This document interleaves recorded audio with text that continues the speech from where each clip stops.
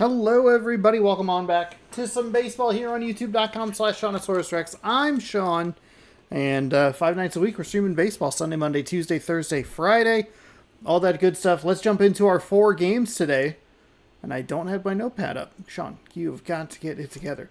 We're going to be taking a look at the Astros taking on the Reds. That is a battle towards the top of the NL Central. We have the Reds, the Astros, the Pirates, and the Cubs kind of all jostling for position, though the Pirates have done a good job of taking care of business over the last couple of times that we have seen them.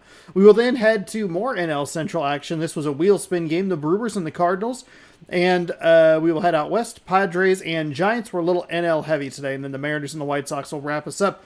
The last 3 games of those were wheel spins. Yeah, they were all wheel spin games. I picked the one that I thought would be interesting and maybe double up on, but that is our coverage today. Welcome in. Happy, was it Tuesday? Tuesday to you and yours. Astros Reds, Astros Reds.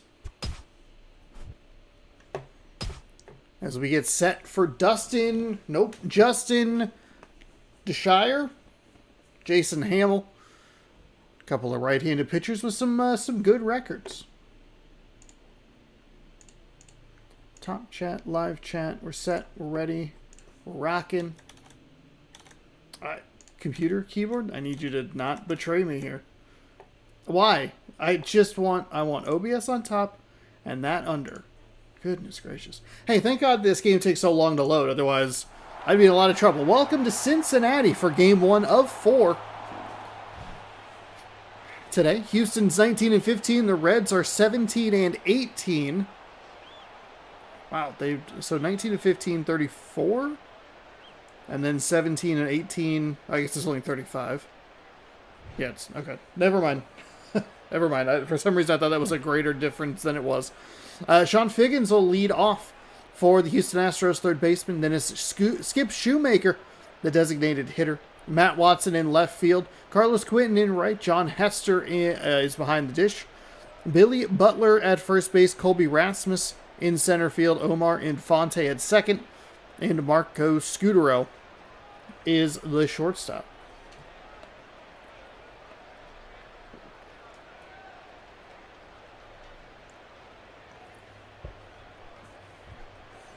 Justin Scherzer, 5-2 with a 4.95 ERA, 7 games with 20 innings pitched. I gotta, oh my gosh, Alt-Tab. Just Alt-Tab correctly, please. 7 games, 20 innings pitched, 21-11, and 16 hits, walks, strikeouts.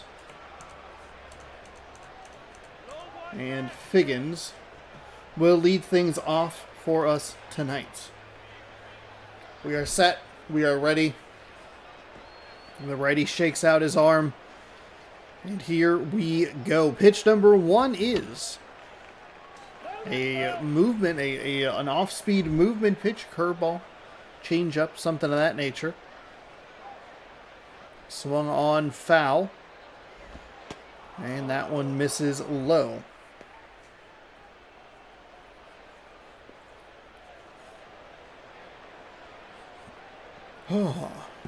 We are on May 11th. Season ends July 4th, so we have a ways to go.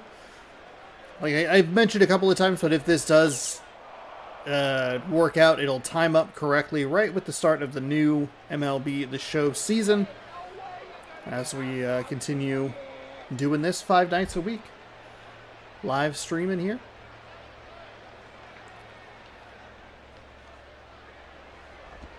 That is hit into the air up the first base line. First baseman makes a move, has a little room on the warning track in foul territory, makes the grab, and that is out number 1. So he was able to get a hold of it and able to try and send it into the stands, but just couldn't get it to drift over far enough.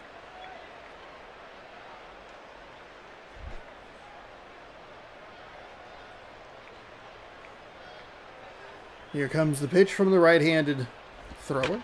That will be hit well out to left field, but the left fielder looks to have a beat on it. He will make the running snag as he runs into the wall. Right around the warning track, that'll bring up Matt Watson, batting .304 with 4 RBI.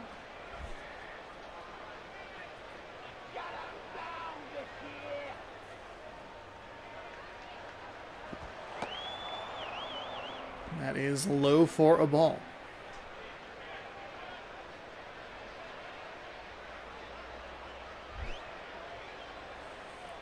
One 1-0 with 2 outs as Cincinnati gets off to a good start defensively against this Houston Astros team. And I almost jinxed it. He put a good swing on that, but a little early and drives it foul into the stands.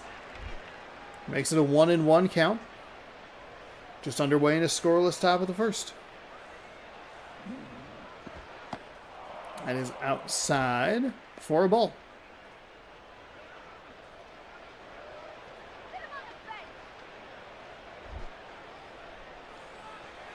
Two and one. 2 gone.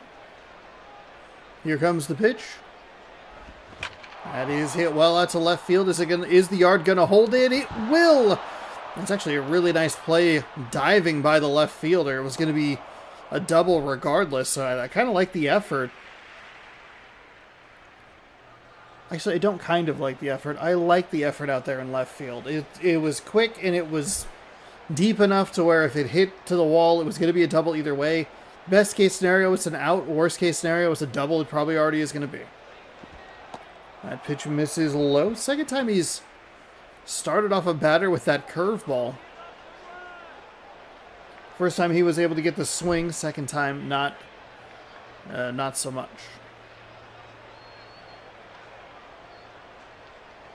1-0 with a runner on second. The 2-out double is going to come around and more than likely score the right fielder if he gets that in or gets that up a little bit quicker.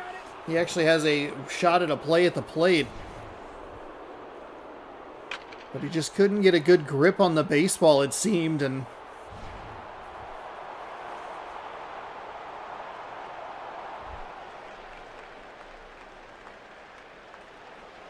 that allowed the runner to come all the way around. It wasn't a particularly quick runner.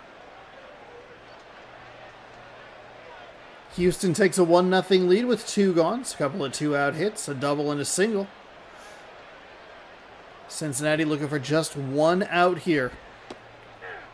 That's in for a strike. They'd be able to jump a whole game up on the Houston Astros, who are in front of them. In a crowded NL Central. Teams are beating each other up a little bit right here.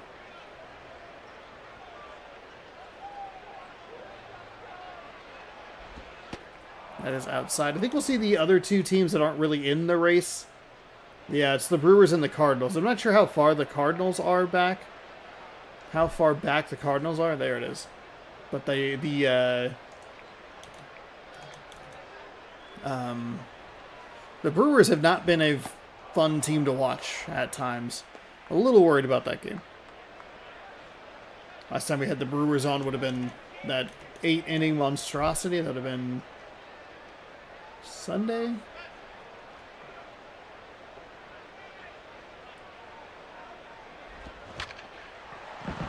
That's going to get past the diving first baseman as I heard the clatter of a body on the ground. That's a weird. Don't repeat that. That's why they tell you to remain silent. He said he heard, quote, a clatter of a body on the ground. I was talking about a diving first baseman in a 15-year-old PlayStation 2 game, please. Billy Butler, a 4.08 average. Cincinnati having a lot of trouble just getting this 3rd out. They were through the first 2 fairly cleanly. And all of a sudden, it's been hit after hit after hit. And he tries to open up with that curveball again. That off-speed pitch it's a dangerous proposition. You're trying to get what you had with Figgins at the top of the lineup. Maybe it's just rolled over. But, boy. When you've given up, was that 4 straight hits? A double. The single that scored the double. 3 straight hits. I don't know if that's the kind of pitch you want to lead off with. Here comes the righty. He'll loop that into right field. They will hold everybody at the base, which makes sense. It was kind of a slow roller into right field. Didn't get super deep, so. And I don't think the Houston Astros have a lot of speed, it seems. It's off the inside of the bat. Able to kind of jam him, but still pokes it out to left, or right field, excuse me. Colby Rasmus .243 average, no home runs, 3 RBI, 3 stolen bases on the day for him.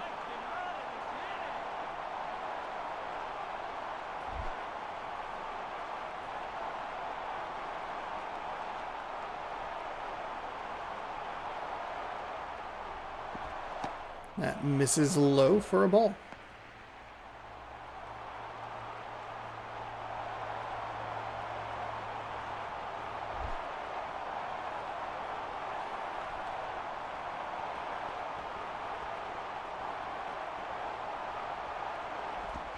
That is going to be into center field. That'll score one. They're sending the runner around third. That throw was going to be in to the cutoff. That was a weird spot for the cutoff, but Houston had 2 outs pretty early in this inning. Like, it was fairly quick that they got those 2 outs.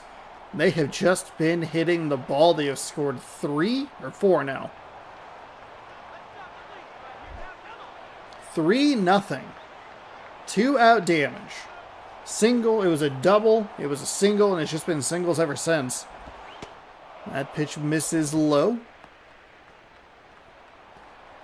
Going to be very interesting to see how Cincinnati responds. We've seen Cincinnati, it was against the St. Louis Cardinals very early in the season. It was one of the first games that we did within that first week or so.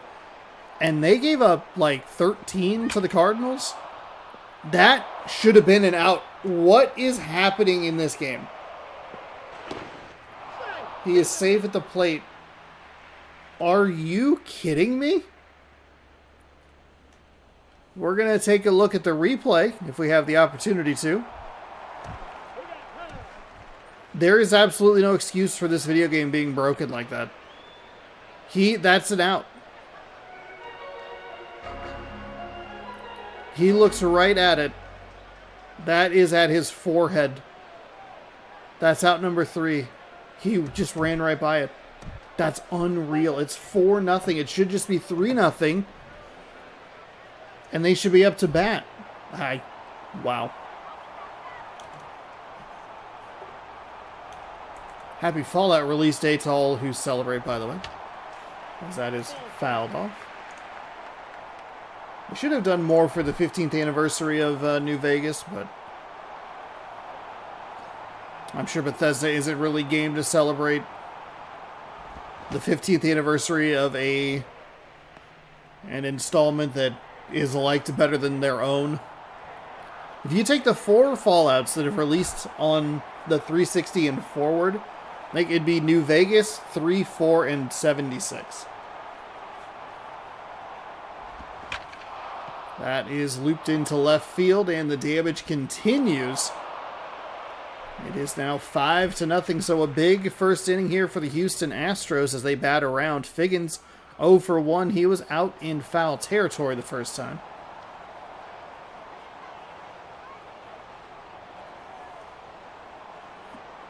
Fallout 4 celebrated its 10th anniversary. They didn't really do a whole lot for that.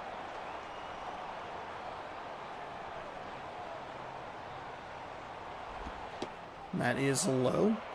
And I'm guessing if we ever get a Fallout 3 remastered, it'll just be a shadow drop, a la Elder Scrolls Oblivion.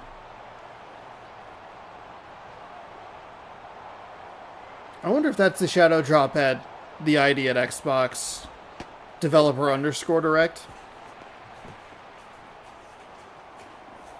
That'd be fascinating, because they've had shadow drops before, Hi-Fi Rush. One of the few games that's ever broken with autosave on me in a current-gen console.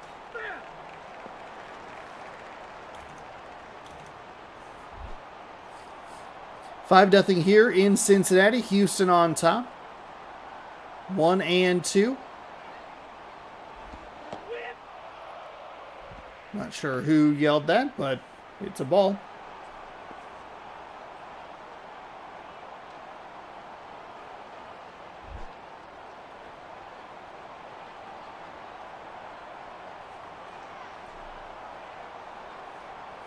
Here comes the pitch from the righty. He gets the swing, but it is sliced foul. So it'll stay 2-2. 2 runners on, 2 outs. I don't think Cincinnati's really going to do much to make a comeback in this one. Oh boy, that is a ball.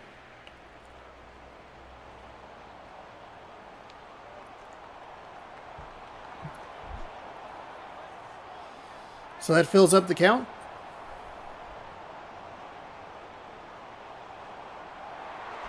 The runners are in motion, and they get the strike three call on the inside. Batter does not agree with it, but the inning mercifully comes to a close when it should have come to a close 2 runs sooner. It's 5-0. We'll head to the home half and introduce you to the Cincinnati lineup in just a moment. Grady Sizemore is going to lead things off. He is a center fielder, followed by Michael Young at third base. Nelson Rad Cruz out in right field. Ty Wigington at first. Logan Morrison in left. Daniel Murphy at second. Ryan Spielbors. The designated hitter position. JP Arancibia is the catcher. And Starlin Castro is your shortstop.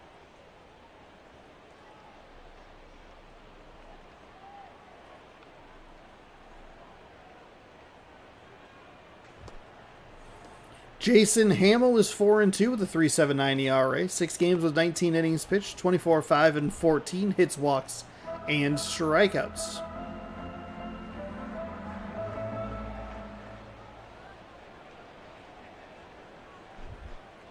Grady Sizemore has a 3.53 average, 4 home runs, 12 RBIs, 4 stolen bases. Reds don't have to get all 5 runs back immediately, but they do need to probably put a bit of a dent in there. I still can't believe the second baseman didn't make that play. Not the first time we've seen it, and it won't be the last. It's just bad how brutal it typically ends up being. Going to be interesting to see if those extra 2 runs matter for anything. If they win 5-3, then yes. If they win 5-0, then it was just a little extra icing on the cake. I guess if they win 5-0, 1 or 2, you would go, okay, it'd be fine. But it does change a lot of the approaches and everything. But you can't worry about that. They will call that a strike on the inside.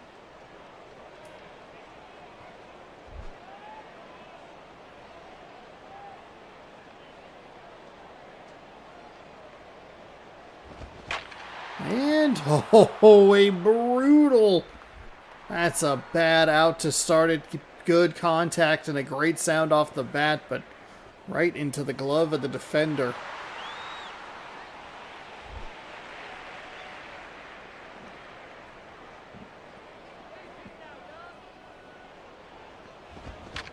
That one's rolled into right field, but they dive to stop it.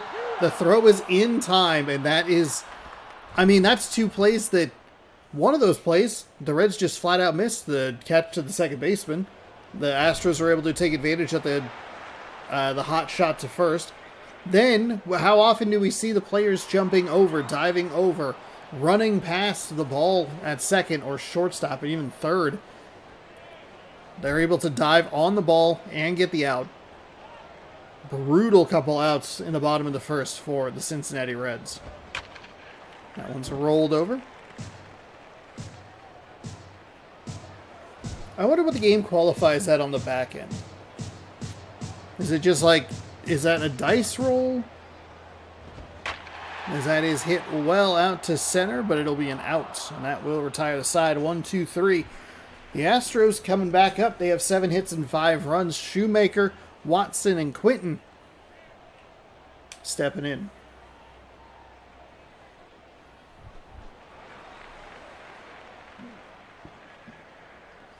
Skip Shoemaker.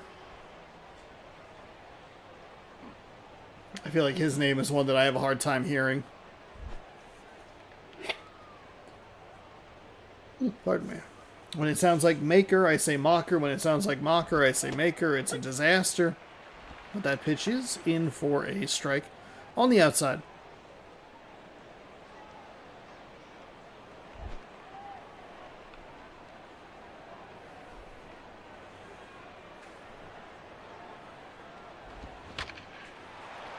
Rolled over foul.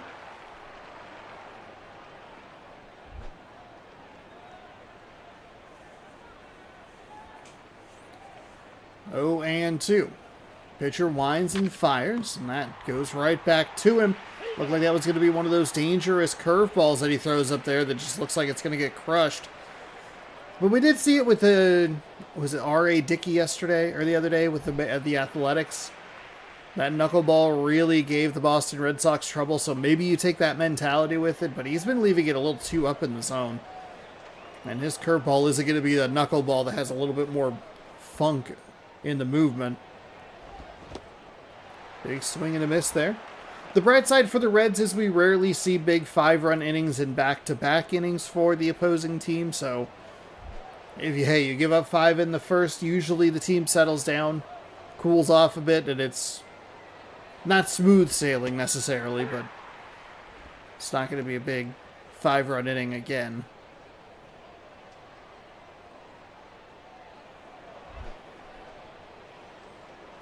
Oh, and 2. Here's the pitch, and it is low, 1-2.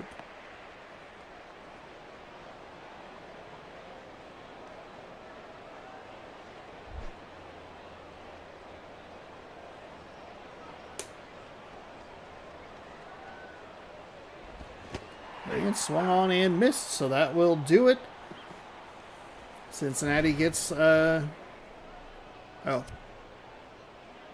was out number 3, wasn't it? Late on the 88-mile-an-hour fastball. Oh, that was only out number 2. Sorry, for some reason I thought that was out number 3. I got very thrown off there. My bad.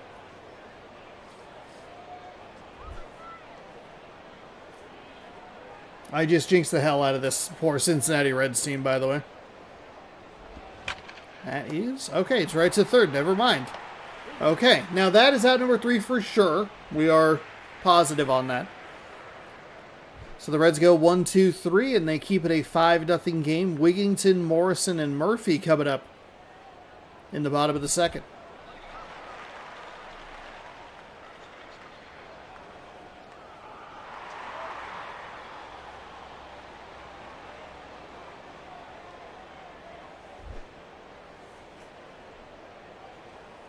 Right-hander nods his head in approval. Readies, winds, and fires. That is right back up the middle. Gets a bit of a break as it does not give the pitcher, the catch animation. Instead, it's able to ricochet off the mound into center field for a single. Get a better look here. Sometimes it just feels like the ball magnetizes into the glove.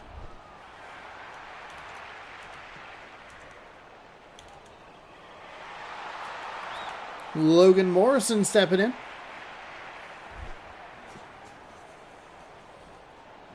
He has a runner on with nobody out. Cincinnati has to cut into this lead in this inning, I would say. That is hit well but foul.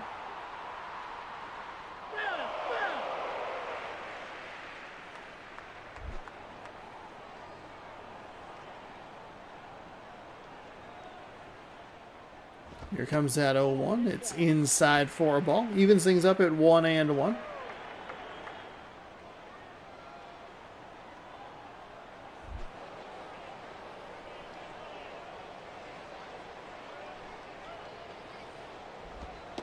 That is outside for a ball to make it 2-1.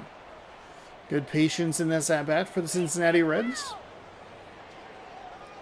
Can't get 5 runs back on one swing. See if he'll throw you something you can get a hold of.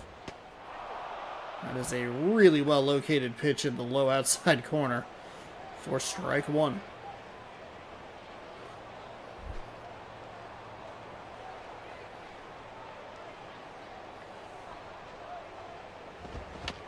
That's fouled away.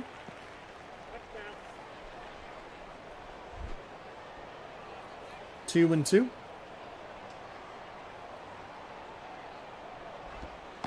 Oh, Morrison takes that pitch on the outside. Definitely got fooled by the 79-mile-an-hour curveball. And it wasn't quite as outside as it might have looked, as you can see that location's... I mean, he had a defensive swing on the previous one. I don't know if he tried to just foul it off and keep going, but obviously he thought that was going to stay outside for a ball, and it did not. So that'll be out number 1 for the Reds.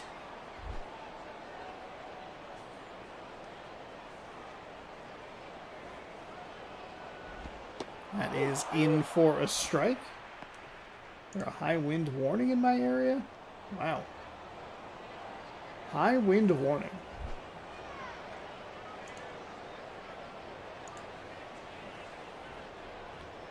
That is for just everywhere. 25 to 45 mile an hour with gusts up to 60. Okay. That'll be going through about 4 p.m. tomorrow. Okay, good to know. There's your weather update as we see a swing and a miss on a pitch well outside the zone there.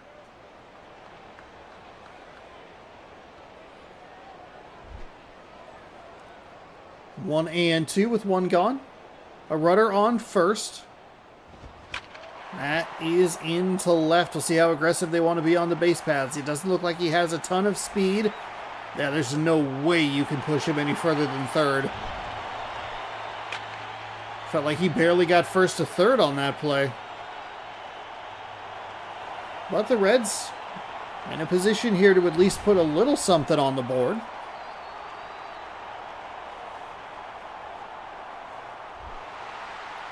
Ryan Spielborgs.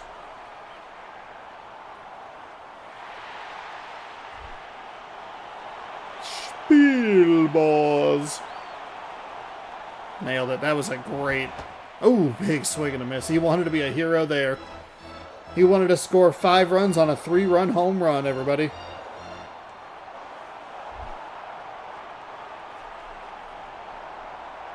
That makes it an 0-1 count with 1 away.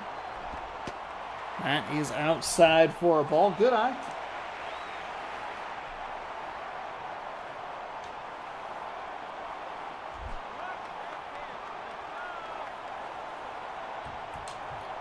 Here comes the 1-1. He will take a hack at that, but it slices well foul.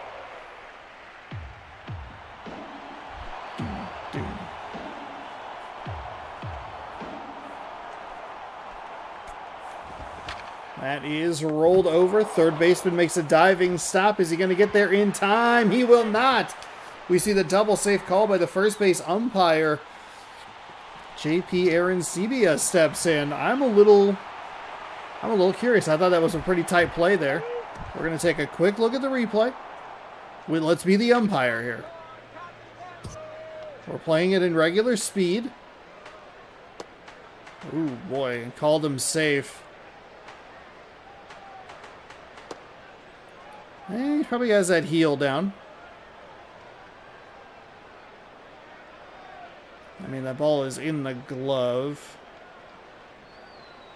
That heel's probably down. It's a good call. It's not as egregious as some of the other calls that we've seen. It's also not as clear-cut as most of them are. That is low for a ball. Good job. Hey, they batted in a run, so it's 5-1. There's still 2 runners on with just an out.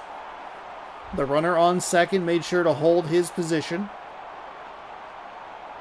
And it's a good throw, good decision by the Astros defense to make sure that you're going for the sure thing. Don't mess with the catcher when you can try and get an out over at first. It'd be out number 2.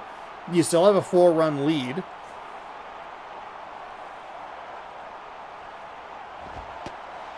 That one stays upstairs.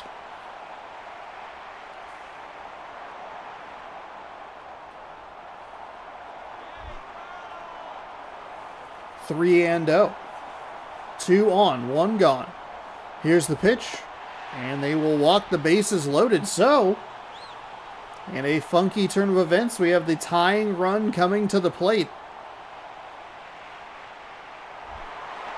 Starlin Castro, he has no home runs yet. 8 RBI, 2 stolen bases, and a huge opportunity here. Anything but the inning-ending double play. Anything but that.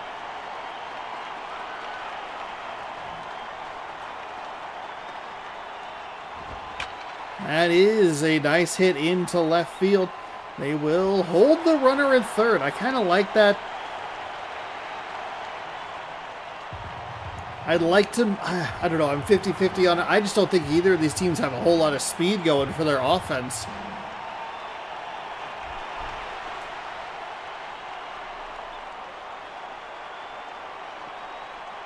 Greedy Sizemore.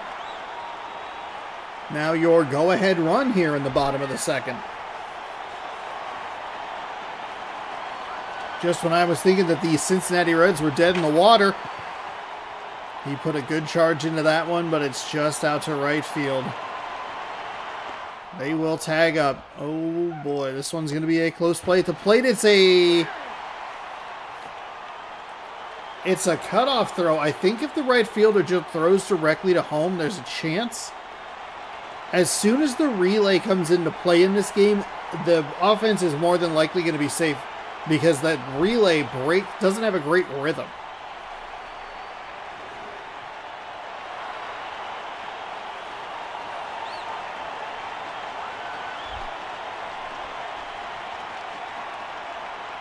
Kind of like when they go in for the slide or when they do the check or the pickoff move. There's just a lot of weird little hitches in this game that really harm whoever's trying to do whatever they're trying to do. That's outside.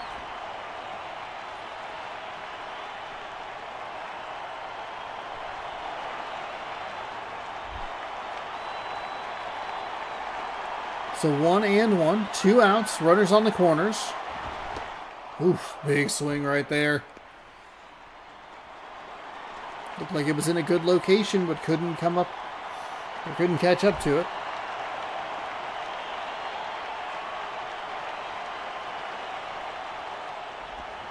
Ooh, that's a huge third out. That's a rough swing.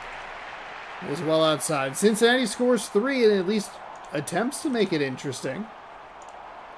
We will head to the top half of the third. It'll be led off by John Hester.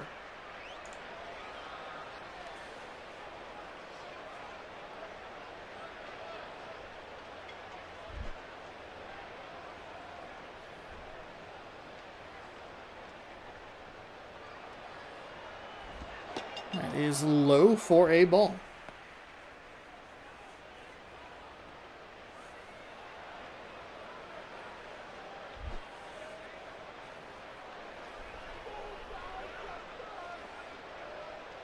So this is a big inning, and now we have our answer. How important were those runs that got scored after the second baseman failed to make that catch? They were huge, otherwise it's a tie game.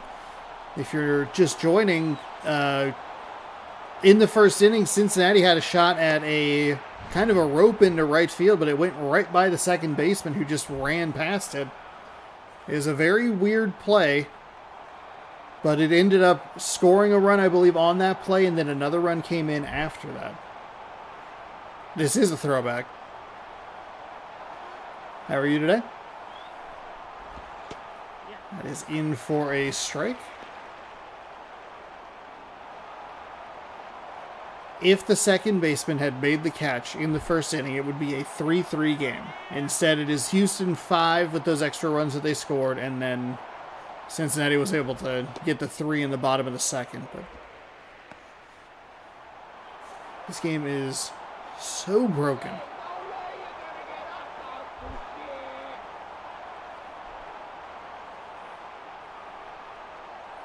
Here's the right-hander's throw.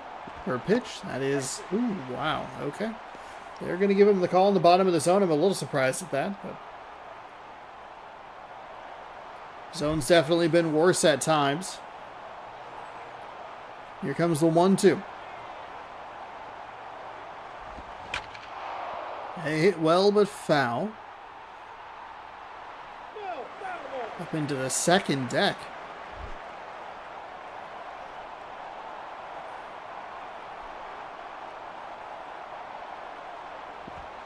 That is outside. Big curveball there.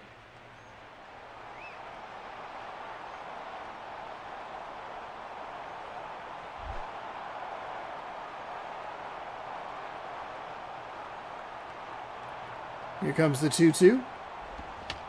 Fouled away. Keeps the at-bat going.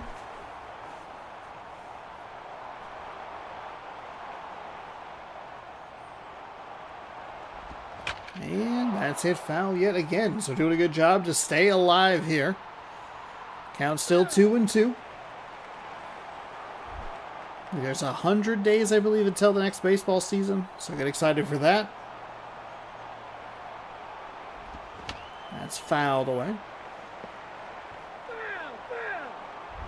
This game had so many cool animations compared to the new gen games, which are so bland. That is hit well out to right field. The right fielder is chasing. He's at the wall. He makes the leap, but can't get it. It is a solo home run and a 2-2 count. Wow. Yeah, sometimes the new games can feel a little canned.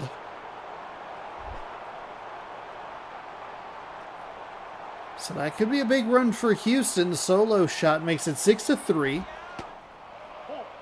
That ball misses.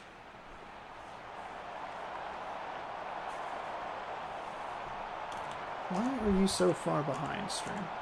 How are you that far behind? You're 20 seconds behind, Stream? Goodness gracious. Swung on and missed for a strike. My own preview is 20 seconds behind where you guys are. And there's already like a 10 to 15 second difference between what I'm doing and what you're seeing. That's outside.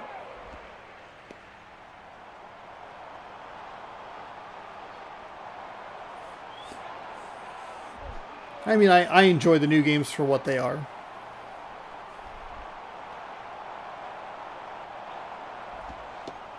There is a pretty sweet spot of the late PS2, early PS3 era, depending on which sport you enjoy.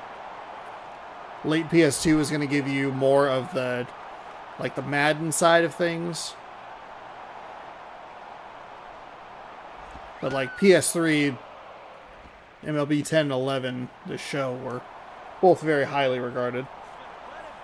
You have people making videos that are like, I played MLB 10 the show and I can't believe how good it is. Whoa. It's like, okay, man. Like you've never played a video game before? That is rolled over to the first base side, and that will be an out. Omar Infante, 1 for 1 with a single and an RBI.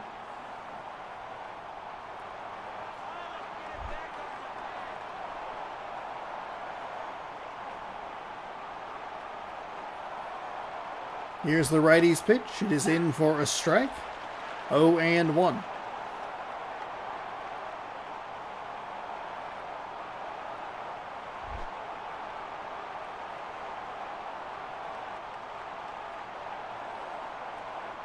Here comes the right-hander.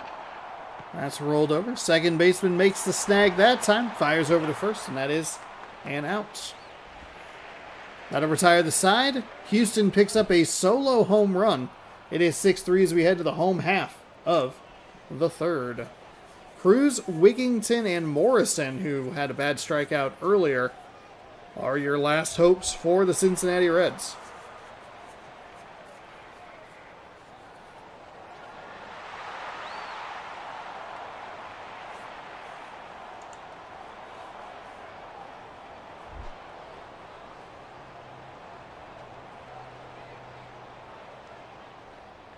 Right-hander.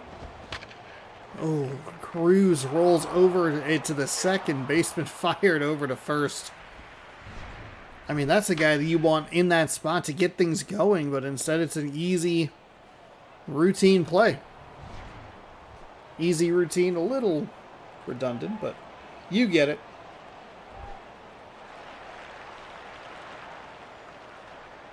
Thanks for the sub if you subscribed. Appreciate it.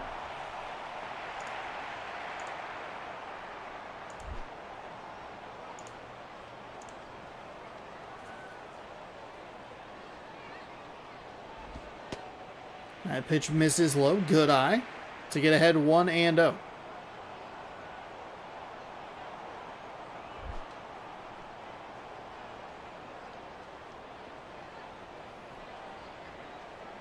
Righty rocks and fires. That is hit well out to right field. That'll be a one-out single and get things going here for the Cincinnati Reds. They're not out of it yet. Logan Morrison took a curveball on the outside part of the plate for a called third strike. It was in the zone. It was a good pitch. See if he changes his approach here his second time up. He'll take a strike at the low, there at the knees. That's a good pitch to take.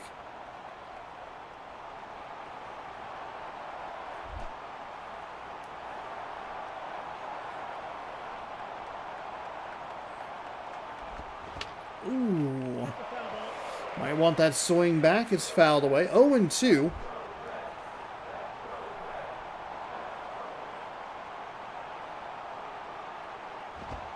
That stays upstairs.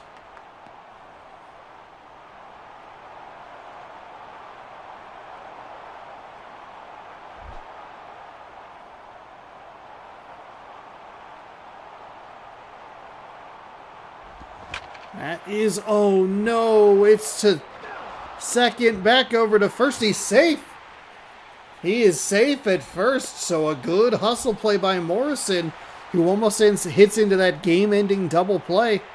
It'll give Daniel Murphy, who's 1 for 1 with a double and a run, an opportunity to do something. They still need another base runner.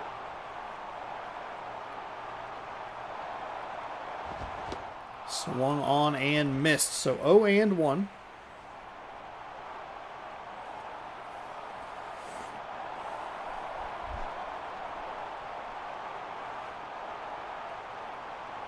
Righty is set. That is low for a ball. 1-1.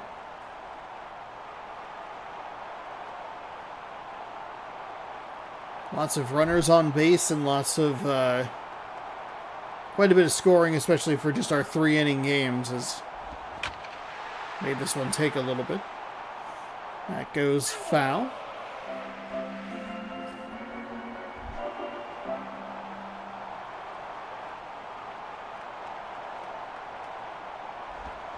That's inside. Check down to third. They're going to call it a strike. That is it. That's how the game ends, on a checked swing. Oh, man. Hamill comes up with the pitch that he needs, and that will do it. 6-3 your final here in MLB 11, the show.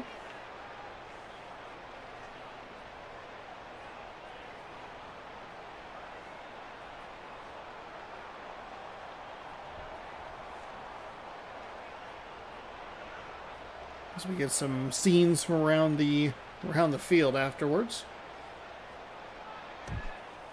Billy Butler is your player of the game, 2 for 2 with a home run. And I got to find the right controller. Jason Hamill improves to 5-2. Dustin Scherzer? No, that's not right. He falls to 5-3. Butler with his 5th home run of the season, and that will do it for game number 1 here today. Thanks everybody for hanging out. Swap out the thumbnail.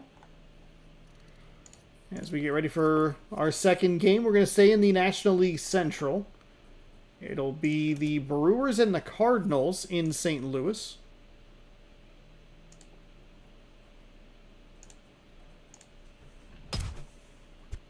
But let's get you caught up on some scores around the league. The Red Sox beat the Athletics 1-0. Yankees all over the Twins, 4-0 there. Rays beat the Royals 1-0. Angels over the Blue Jays 4-1, so it's 1-4, 1-4. Cleveland beats Texas 1-0. A 4? No. Orioles ruin it by only scoring 2 in their victory over the Tigers. Marlins over the Nationals 3-0. Diamondbacks 1-0 winners over the Phillies. They are close to 500, and the Phillies they got up to a really strong lead, and so they're able to afford a little bit of a backslide, but not great. And then the most runs scored today, 6-3 your final. Astros over the Reds. We will head to St. Louis for a couple of teams that are under 500. Though the Cardinals are first in batting. They're 24th overall. Kind of the reverse story for the Brewers. 6th in pitching, but not looking great in all the other spots. As we get set for game 2. If you're new here, welcome on in. Thank you for the sub earlier. And if you want to, you can like the video. It helps out the channel. And it's free. A free and easy way to help support.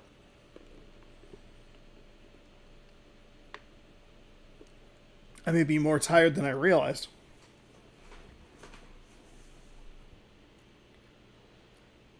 51-37. Is that runs batted in? I didn't realize there was a 14-run difference between the White Sox and Milwaukee and then Tampa Bay at the bottom. Wow. 15-20 Milwaukee Brewers taking on the 14-21 St. Louis Cardinals in Busch Stadium. Brian Roberts, the switch hitter, will get things started for the Brewers, the second baseman. Nyjer Morgan is the center fielder. Jason Kubel in right. Luke Scott, excuse me. Scott Lowe, what? Luke Scott at first base. Vernon Wells in left field. Jack Cust is the designated hitter. Angel Sanchez is the shortstop. David Freese at third. Ryan Hannigan is behind the dish. Tricky bit of the lineup for Milwaukee as 4 of the first 6 batters are true lefties, and then the switch hitter means that 5 of the first 6 at-bats, or 5 of the first 6 batters, will be batting from the left side. Which could be tricky for the right-hander Chad Billingsley, 4-3 with a 5.49 ERA. 7 games with 19.2 innings pitched, 21 hits. 21 hits, 9 walks, 17 strikeouts. That's a good distribution. 30 combined walks and hits, 17 strikeouts. That's over 50%, so see how it goes here. Here comes the first pitch. It is swung on and hit to the shortstop who bobbles it, and that will be safe at first base. We are underway here in St. Louis. Nyjer Morgan, 189 average. No home runs, 3 RBI, 3 stolen bases.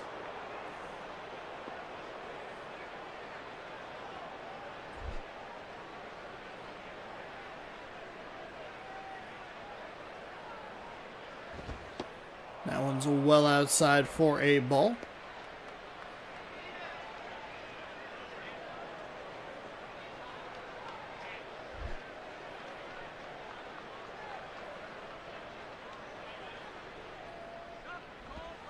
That is a strike at the bottom of the zone.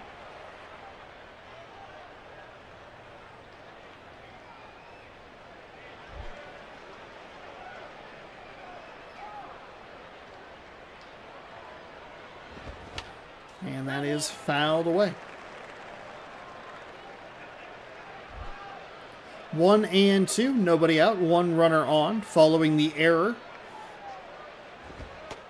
So not a real great start for either team. Really aggressive swings for the Milwaukee Brewers. And the Cardinals committed error on the first ball put in play. Kind of maybe showing why both these teams are low in the standings. They also look horribly unbalanced. That I am shocked was a strike. Curveball gets the knees, and that will be out number 1. Seemed like it just got that front knee. I don't know about that one. Jason Kubel, 222 average. No home runs, 2 RBI. No stolen bases on the season for him. 1 on, 1 out following the strikeout. They put the runner in motion. It's a good throw down, and that is an easy out. So just like that, you get the strikeout, and then the first pitch of the next at-bat is a caught stealing. The hit film, now on Blu-ray. I forget who's in that movie. Austin Butler, I remembered. We did it, everybody. That is a strike on the inside corner. High and inside.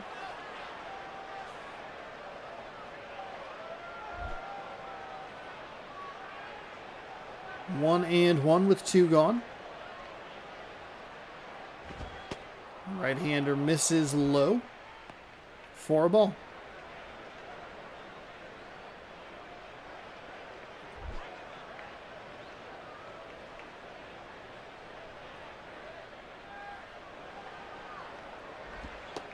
And that one's low for another ball.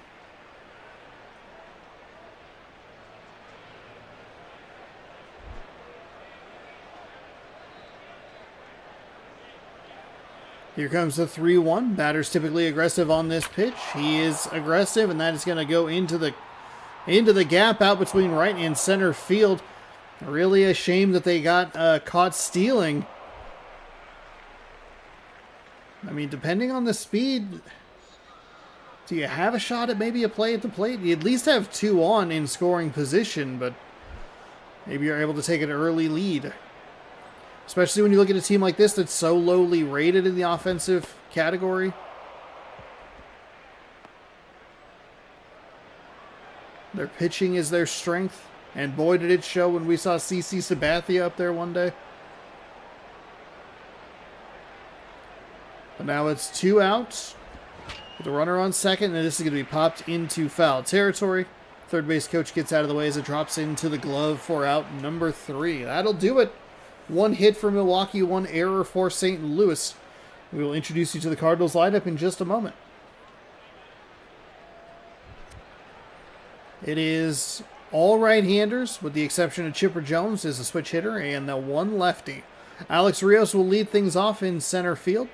Ronnie Paulino at catcher, Hanley Ramirez at shortstop, Manny Ramirez in left field. Chipper Jones is at third, Mark DeRosa, the designated hitter, Tyler Colvin in right, Troy Glaus in at first, and Aaron Hill is your second baseman. You have Ramirez and Ramirez. If they hit home runs that hurt your feelings, they'll give you a high five. Call them today.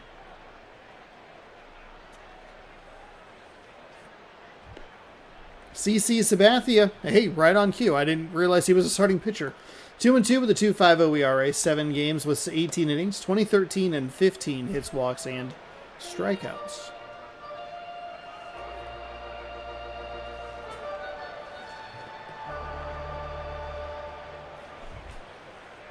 Alex Rios will get things led off here.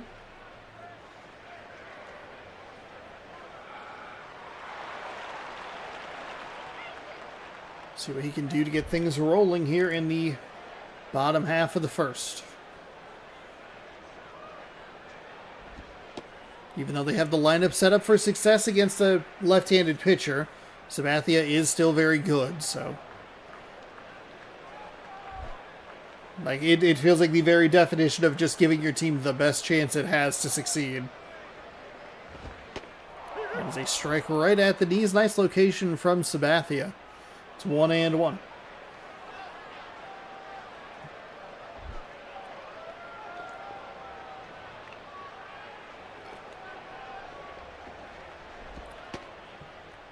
That one just misses low.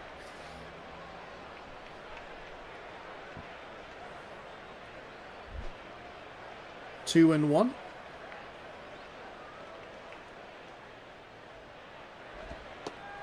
That is a strike on the inside. Crowd disagrees. I kind of disagree as well, but we are at that angle, so.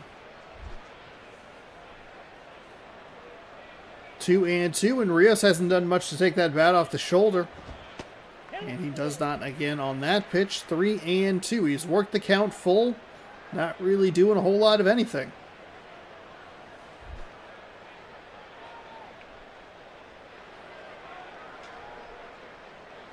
Sabathia winds and fires. That one's fouled away to stay alive. We'll do another payoff pitch.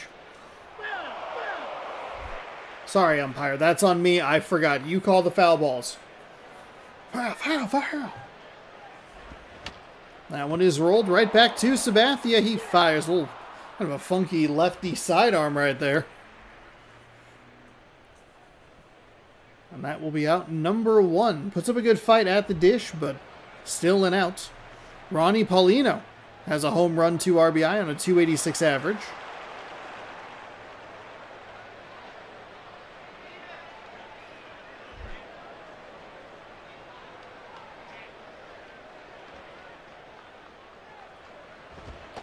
That is at the letters for a strike.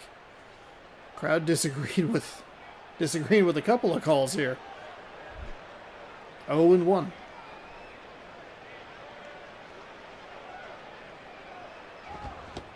Ooh, man, that is a filthy pitch.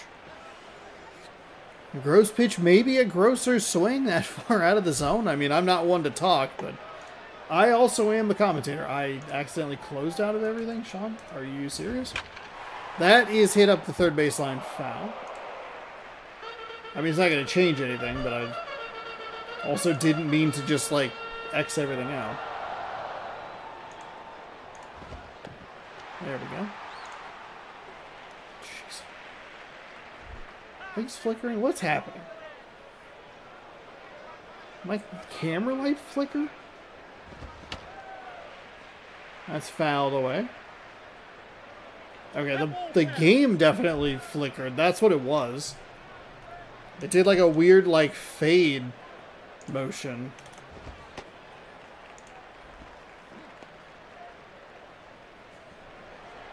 Weird. Okay, here we go. We're dialed in, we're ready, we're back. We have our correct screens up. It's a 2-2 count with one away. The Sabathia winds and fires, gets him to swing under that one. Good ride through the zone, and that is a strikeout. So two pretty long outs there. I was going to say quickly 2 away, but that's not actually true. They put up good fights. It wasn't like when we get, the leadoff batter is a 1 pitch, 1 swing, 1 out sort of thing, and then it's like a pop out on the next out. Those are some longer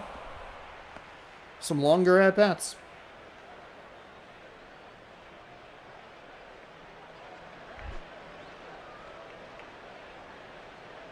Oh and 1 with 2 gone.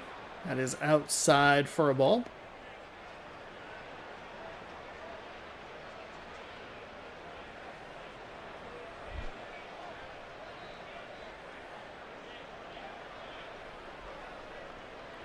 Here comes the 1-1. That is right back up the middle. I thought Sabathia was going to be able to get a hold of that again. If they gave the animation to CC Sabathia, that would have meant that he had 2 that he assisted on the putout and a strikeout. So he would have had a hand in literally every out, and they weren't all strikeouts. But it doesn't matter because it was right up the middle. So hypothetical, who cares, Ramirez takes a strike there. Again, the crowd doesn't like it. That top zone has maybe been just like a little taller than we've seen it in previous days. It's 0-1. And that is a strike on the outside. I'd argue good takes. I don't know that he's going to do a whole lot. That first pitch had some good ride through the zone. He's probably just going to end up popping it out. Ideally, it'd be a foul ball or, whatever, but that is fouled away. That second one's going to likely be off the bat. That one he is able to get to and foul away. See if Sabathia stays in the zone. He goes high. I'm going to get 1 and 2.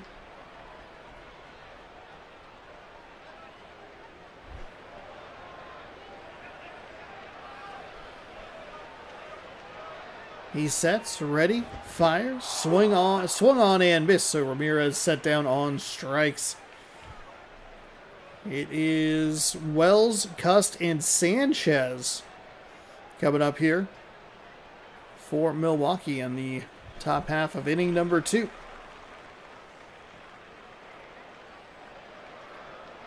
In front of Wells, so a pretty nice looking average there.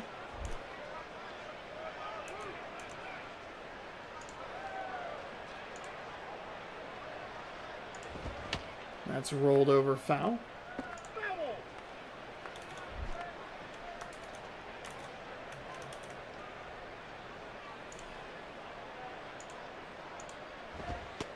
And is just outside.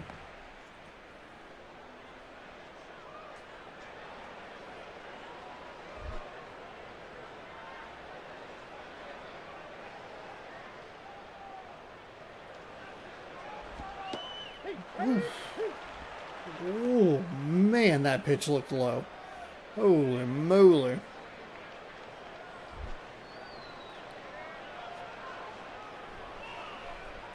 Count now 1 and 2 in a scoreless game. And a big swing and a miss. Went back to that off-speed pitch and gets him to swing over it. That is 1 gone for the Brewers here. Jack Cust, go Mariners. 290 average, 5 home runs, 9 RBI.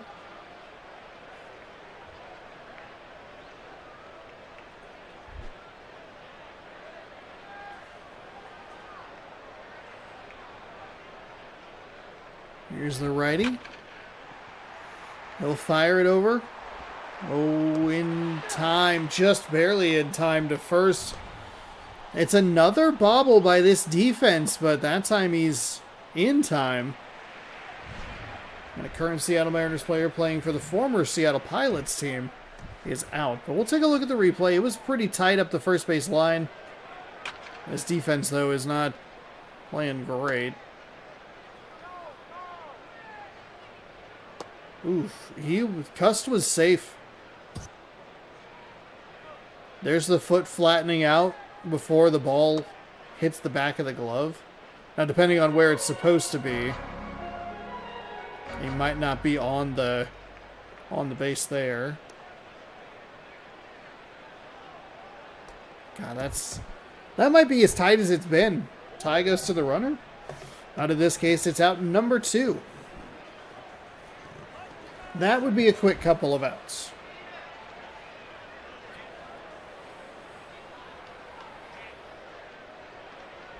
This is an interesting matchup because there's the dive over the ball. He's going to be able to take the wide turn at first.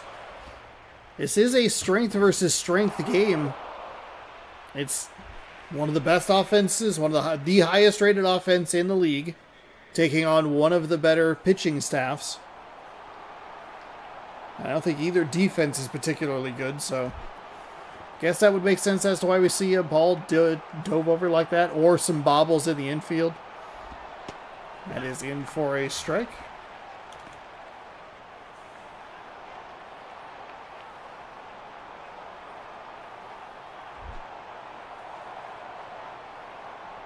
Oh, and 1. 2 gone with a runner on second. That pitch is rolled over up the first baseline, foul.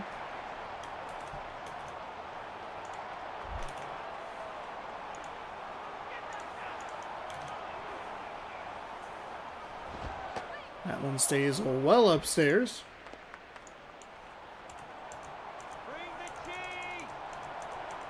Bring the cheese! Gromit, we've forgotten the crackers, but bring the cheese.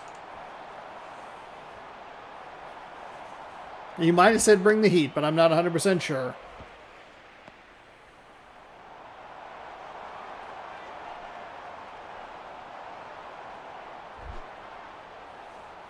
Top of the second. 2 balls, 2 strikes, 2 outs, and a runner on second. That is rolled over, foul up the third baseline. Good dive. Nice effort by the third baseman to get there.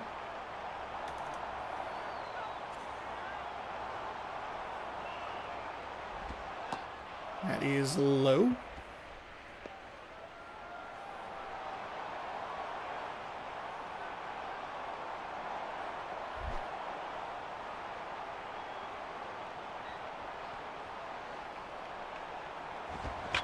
That is popped into right center field. He makes way for the right fielder. Has enough speed to get over there and make the catch. It'll be Jones, DeRosa, and Colvin coming up. Milwaukee puts another hit on the board, but can't do anything with it. St. Louis coming up with a 0-0 game.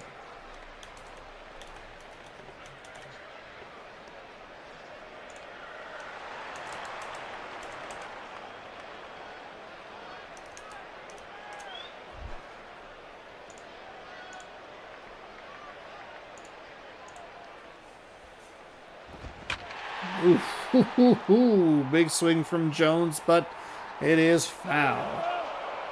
They don't have big backland here in, what's it called?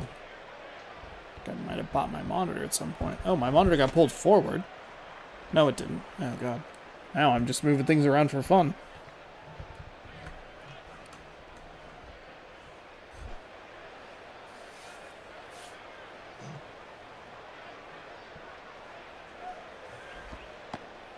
That is a ball. Now I don't know what I'm doing.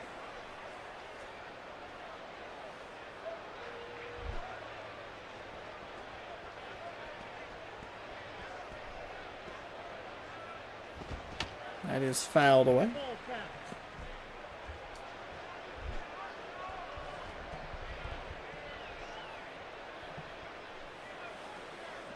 That's good enough. Just stop touching it. Leave it alone. You know, you think it looks bad or whatever. It just naturally kind of lean left, I guess.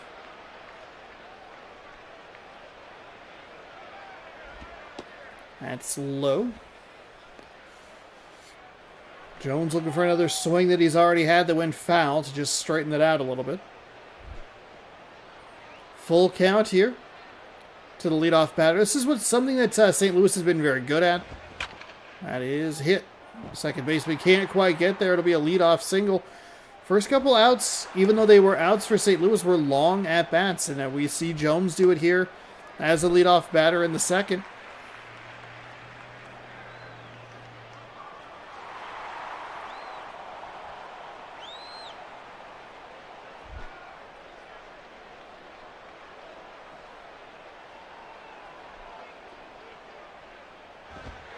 That is outside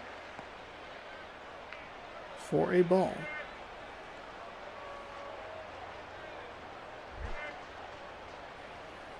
One and oh. Here comes the pitch. Hit well into left field. He bobbles it. It's off the glove. And Chipper Jones is going to go all the way to third. He's out. The slide completely threw everything off. This was such a bizarre play. I don't know that we've seen that a whole lot. The throw is so bad that it's good, but Jones, if he just doesn't slide feet first, you can see it hangs up his animation a little bit.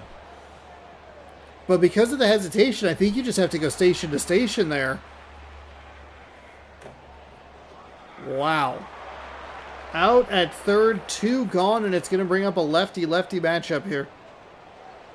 It is just 1 out. If I said 2 gone, my apologies. I forgot Chipper Jones was the leadoff guy. Either way,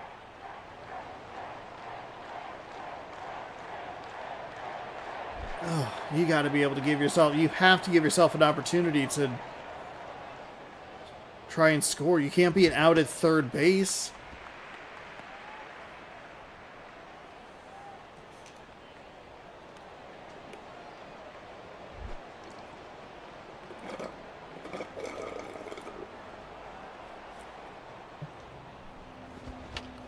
That's fouled away.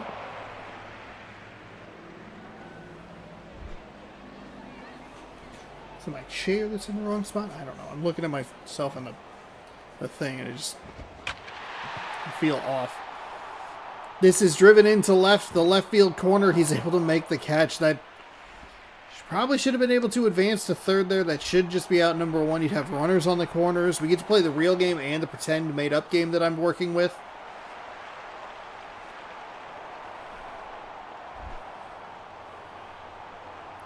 He put a good charge into that one, just could not get it away from the defender. It'll bring up a right-handed hitter, and that is a strike at the knees, apparently. Why is this so far behind? Driving me nuts. That gets a strike at the top of the zone.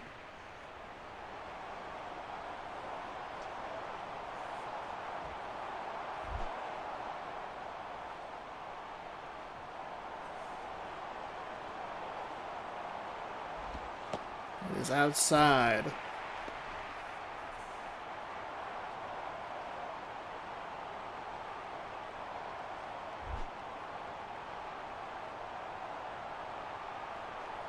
One and two. 2 gone. Swung on and missed. So, Cardinals with a funky inning there. They pick up a couple of hits, but an out on the base paths proves to be costly. Hannigan, Robertson, Morgan coming up for Milwaukee. Hannigan steps in with a 143 average. No home runs, 3 RBI.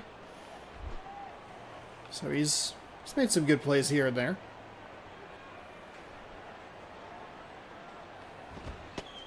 He is in for a strike at the bottom of the zone.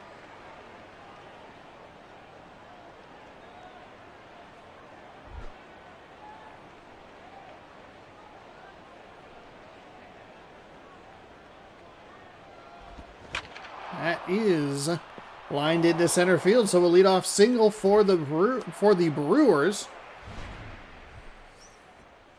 And that is how things get started here in the top of the third. Last time we had... God, when was that 8-inning game?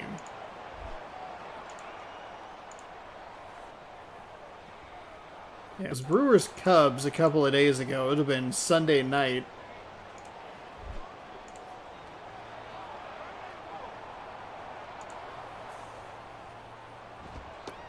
That is in for a strike. That was a brutally long game. This is an interesting matchup. I probably should go in and like try to type down kind of who is where as far as the rankings and stuff go, because this is, you know, a top 6 pitching staff in Milwaukee taking on the number one offense in St. Louis.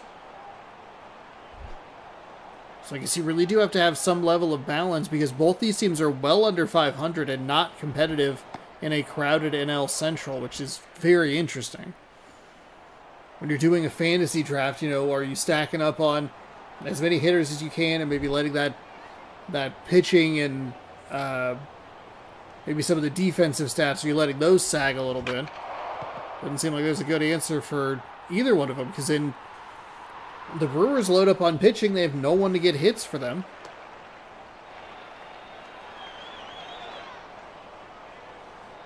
Then you have a team like Cleveland, who's ranked like dead last in everything, and the lead in the AL Central. It's very weird.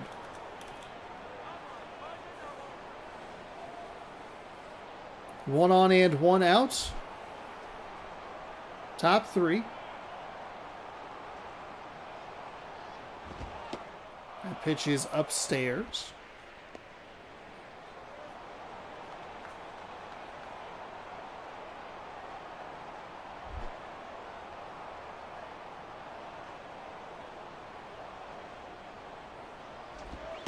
And that'll get a called strike at the bottom of the zone, right at the knees, and that'll make it 1-1.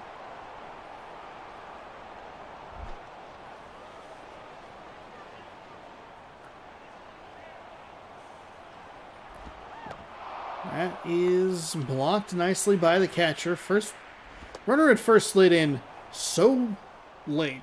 That was such a weird thing. Like, does he have it? He has it? Okay, he has it. Good. Just wanted to triple check. And then dove back. Like, sir, that's not a good move. And it'll be to the shortstop. Underhands it to second. Fires over to first. That is a double play to end the inning. We'll head to the home half. Scoreless in St. Louis. Hill, Rios, and Paulino coming up. 3 hits for each side. St. Louis, with the error.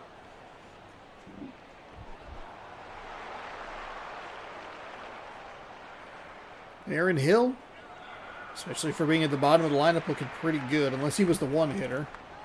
No, he is the number 9 hitter, 300 average. We'll take a look at Sabathia here in the back half, or bottom half. That is a called strike on the outside corner.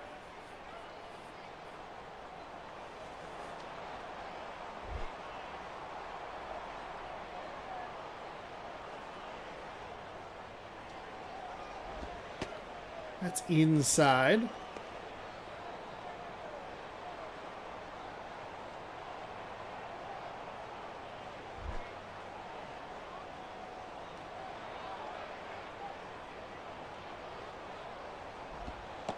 That pitch misses for a ball.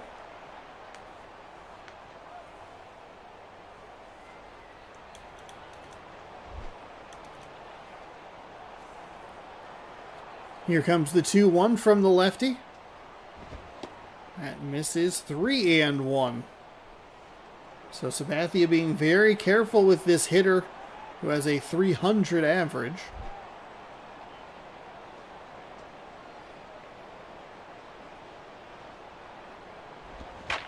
And ropes that up the third baseline, but foul.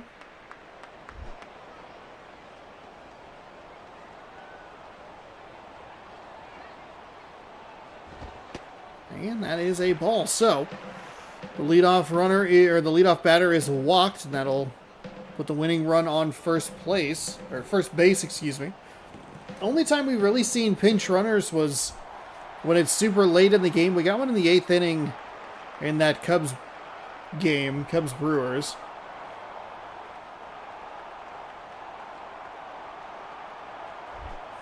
Otherwise, the game just kind of acts like there's a bunch more innings after this when there aren't.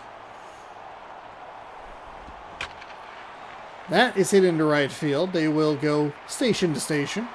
Smart play by the Cardinals there, who might have cost themselves being a little too cute earlier in this game with Chipper Jones getting out at third base after a bit of a funky play. It's that animation where it looks like the defender's going to have that over-the-shoulder grab, but then they just kind of weirdly hit off his glove.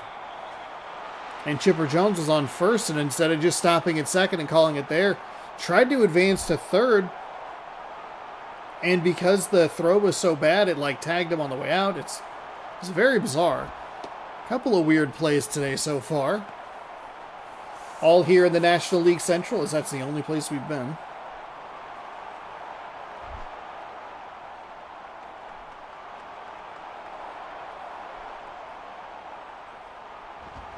That is swung on and missed.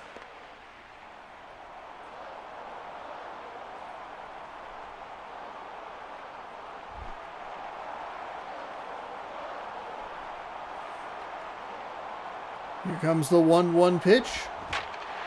That is right to the left fielder. He will prance back to second and first.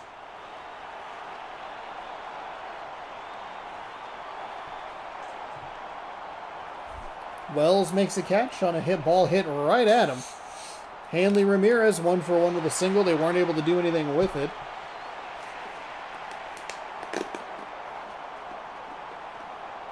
See if they have something up their sleeve this time around. Whew. Big swing on a pitch in the inside.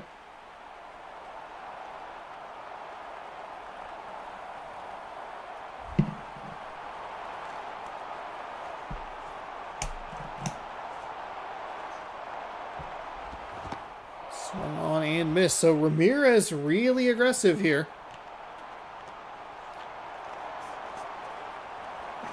I'd prefer to not go to extra innings again with the Milwaukee Brewers, but it's not really my choice. 0-2, 1 gone. Oh, Ramirez, that ball's going to get away, and they just aren't aggressive on the base paths when the ball goes toward third base. He shakes his head. Probably should have tried to advance because you look at it, there's only one out. It's a 1-2 count. Best case scenario, I mean, if you advance and put runners on the corners or 2 in scoring position, you're a sacrifice fly away from a win. Instead, Ramirez rolls over that one. It's coming back to first, and he is out. This is the #1 offense? Are you kidding me? 4 hits, 1 error, and nothing happened. And Kubel Scott, and who cares?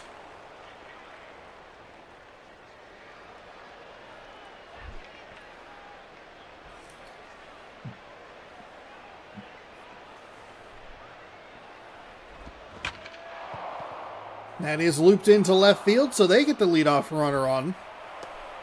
I really thought they had something going. Now you really question whether or not they were correctly aggressive. I think the thing, so let's go back. The ball gets blocked. When it goes to the third base side, they don't typically advance from second to third. But say that they did. You have runners on first and second. You shift them to second and third. Even runners on the corner still means that they're going to have a double play. So let's pretend that they advance to second and third just to make it a more interesting conversation because we already would know the result if there's a runner on first. If he hits that ball, it's probably pretty likely that the runner goes home regardless of where it's hit and the throw goes home and it's a collision at the plate. And then it's either the stupidest second out or it's a funky win. Either way, it's more interesting than what just happened. As we are taking a look here at the top half of the 4th. 2-1 the count. Nobody gone with a runner on first. Check this swing.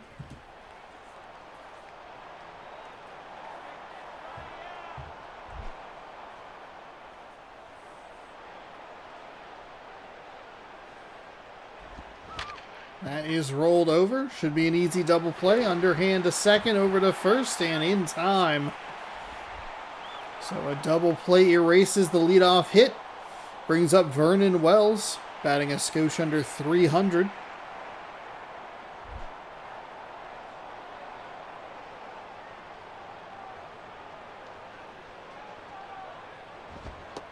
That is in for a strike. 0-1.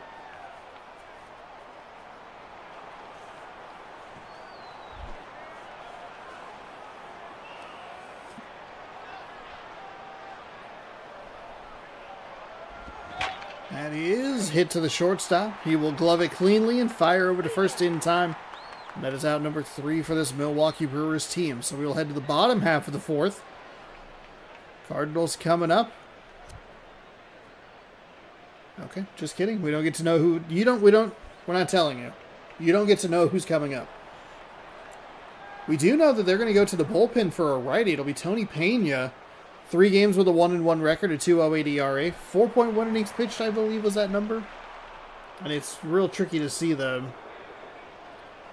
4.1 innings pitched, a 2.08 ERA. 2-1 walks and strikeouts.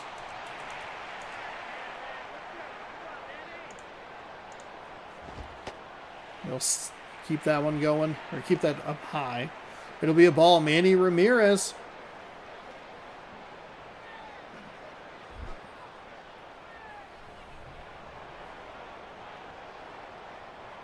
One and oh. That is in for a strike right at the knees.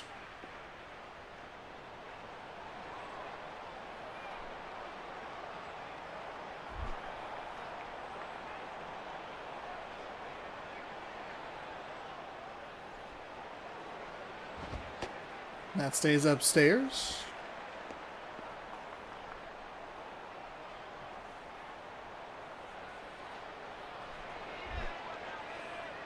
Two and one. Here comes the righty's pitch. Ramirez puts a charge into this one, but just drifts foul. Oh, I don't know that it had the distance, but would have been a good start for the Cardinals here in the bottom half of the 4th. And that one's pulled up the third base line. So can't keep it fair either way.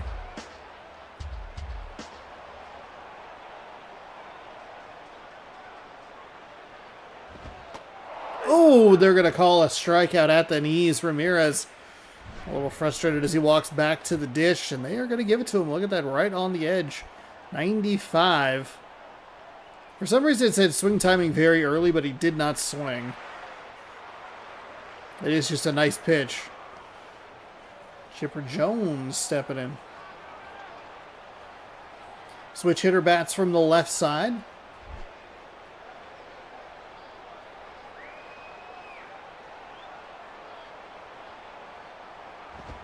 And that is a ball low and inside. 1 and 0.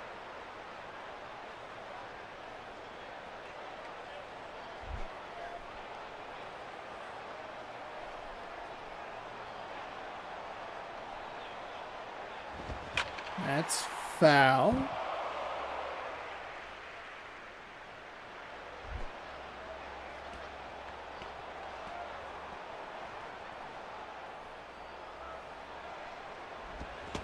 Swung on and missed. Yikes. Looked like he was way behind that, swung way under it.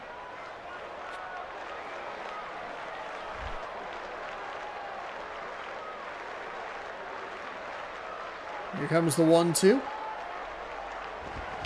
And it'll be rolled over. Second baseman gloves it and fires to first in time. How are they ranked number 1? How are they number 1 overall? They just have like the best overall ratings? They have the same number of hits Granted, the pitching staff is good, but my God. The Brewers are banned. I'm done with the Brewers.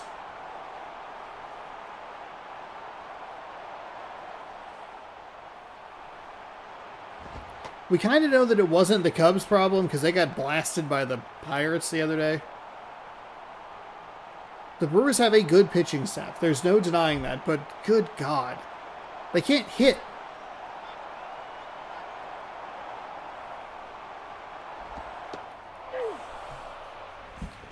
I mean, I guess just take that, huh? Commentator getting actually mad here. We just watched an 8-inning monstrosity the other day. That is into right field. We're not really getting a lot of extra base hits either. It's a lot of singles.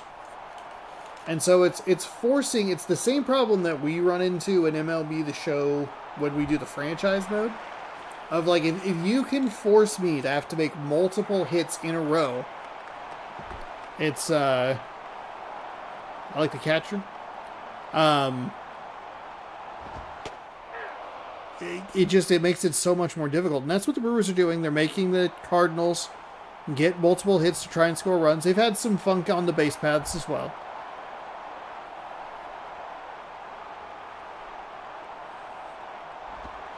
That's outside.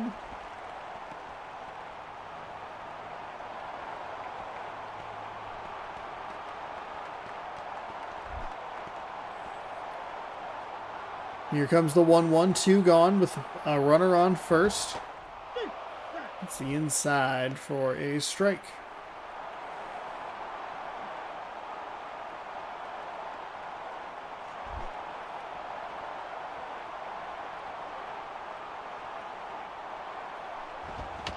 That's fouled away.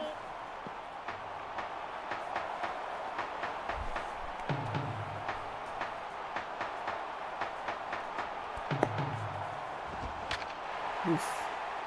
Went to the top side of the zone and slices that one well foul.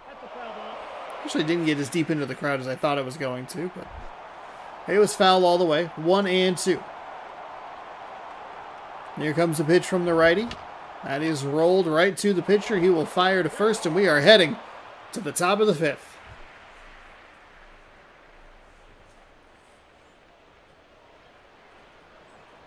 Cust, Sanchez, and Freeze.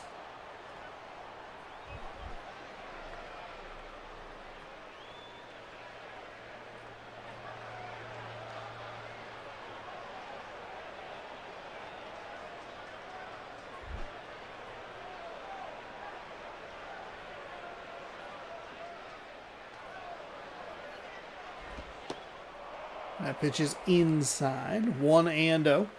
If we could just get like a run on the board, anybody here? We don't need to be in this position where we're testing the limits of how far we're gonna go.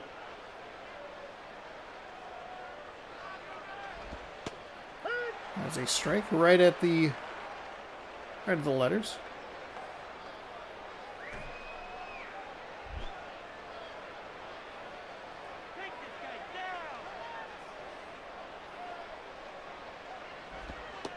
That is inside and low.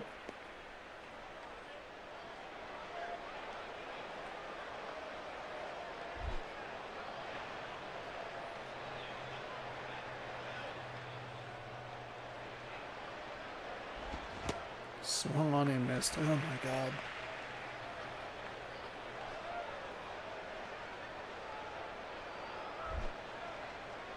I should have known better. I should know better.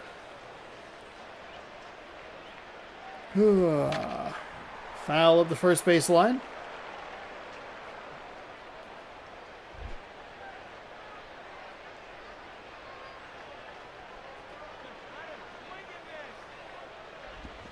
That is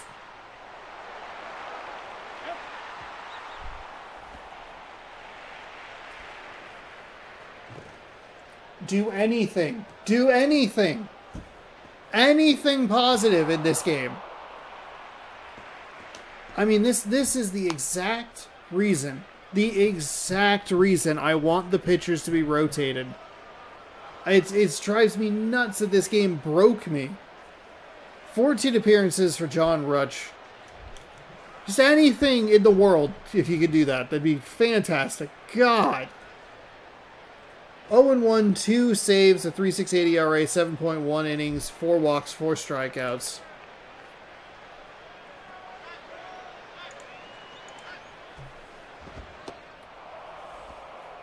That cannot be your first pitch coming out of the bullpen.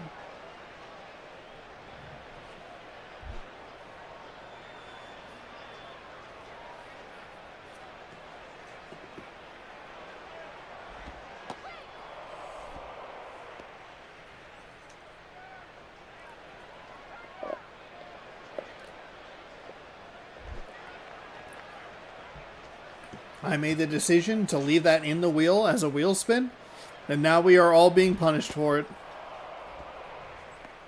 I'm sorry.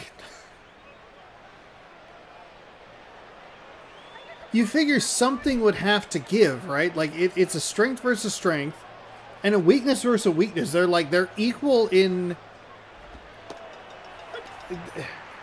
number 1 overall offense for St. Louis. Number 6 for pitching, and both of them are low. They're the opposites, where the pitching for St. Louis isn't great, and the batting for Milwaukee isn't great. Something's got to go through. Something's got to give. Jack Nicholson, Diane Keaton, what are we doing? David Freese is 0 for 1 as we watch a walk from the guy. They called to the bullpen to bring him in to issue a walk.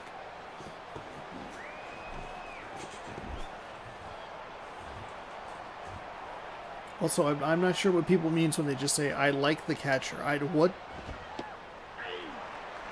There's no way that was a strike. Do you feel bad for the pitcher?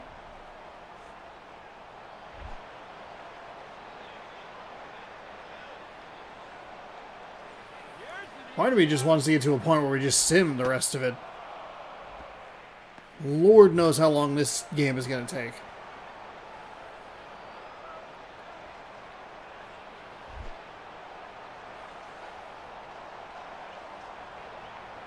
Yeah, because we're gonna get stuck with another.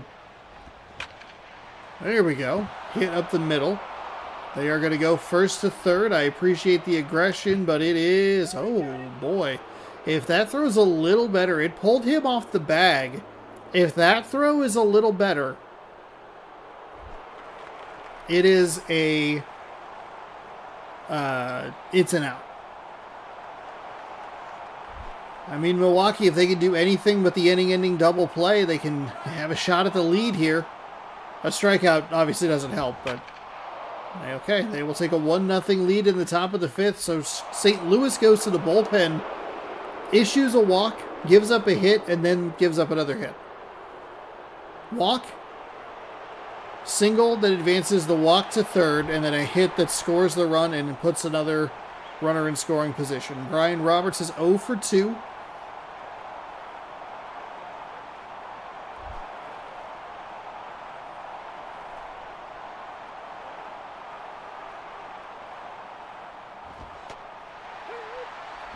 There's a pitch in for a strike. That's what you like to see.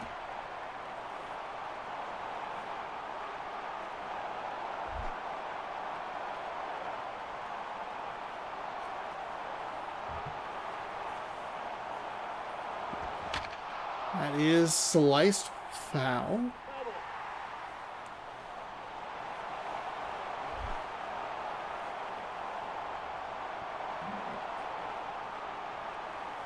The righty is ready. 0-2 count.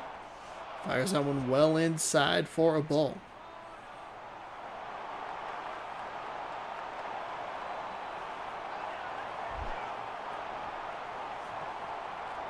I agree. Let's turn 2, everybody. That is outside. Ugh. Ugh. Trying to work it west to east, but just ugly to ugly.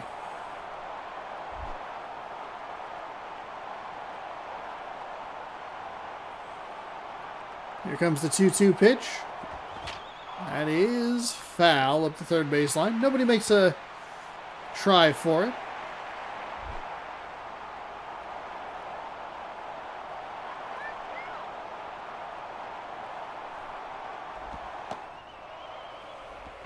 Where are you throwing these pitches? What is the goal here? I mean, because they're not even close.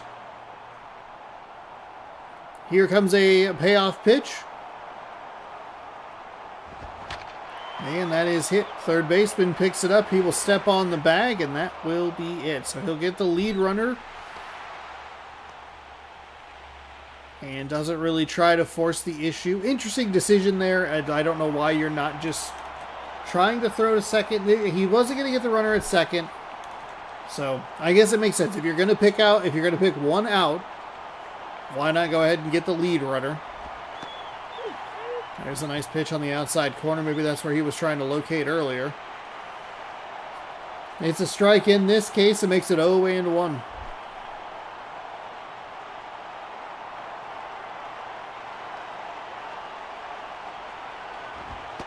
That is high and inside.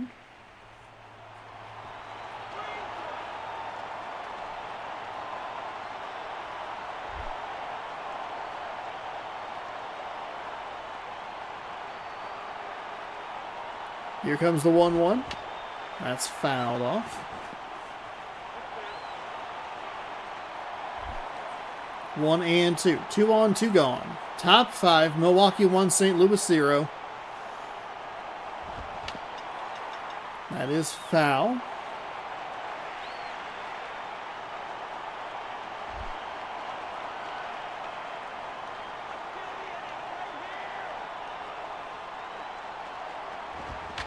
And that's foul at the third baseline.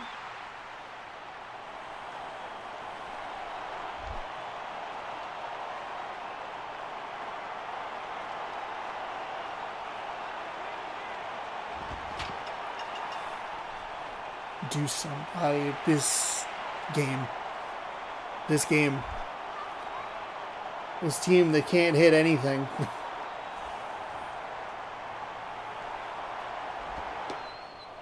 Oh, and this pitcher who can't locate.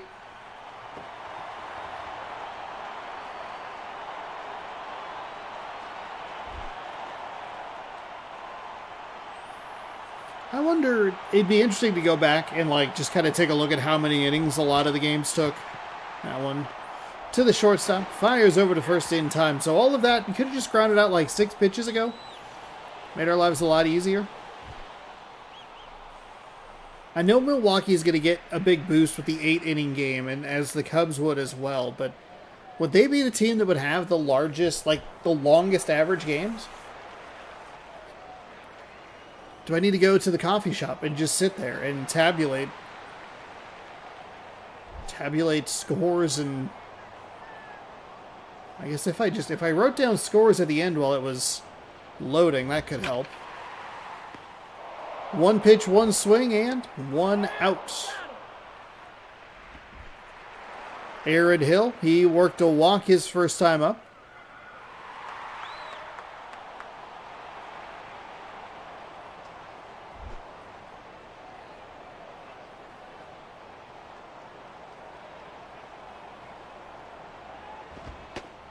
That is high and out of the zone. Or what?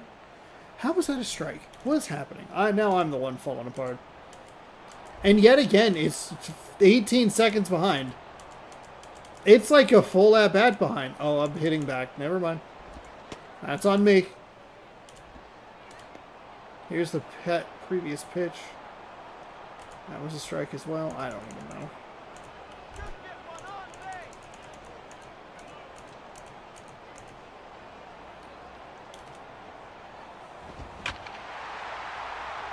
We're in a good mood. We're in a positive mood. It's just tough when it's game number 2. And it's we still have a long way to go. Is it game number 2? Yeah, it sure is game number 2.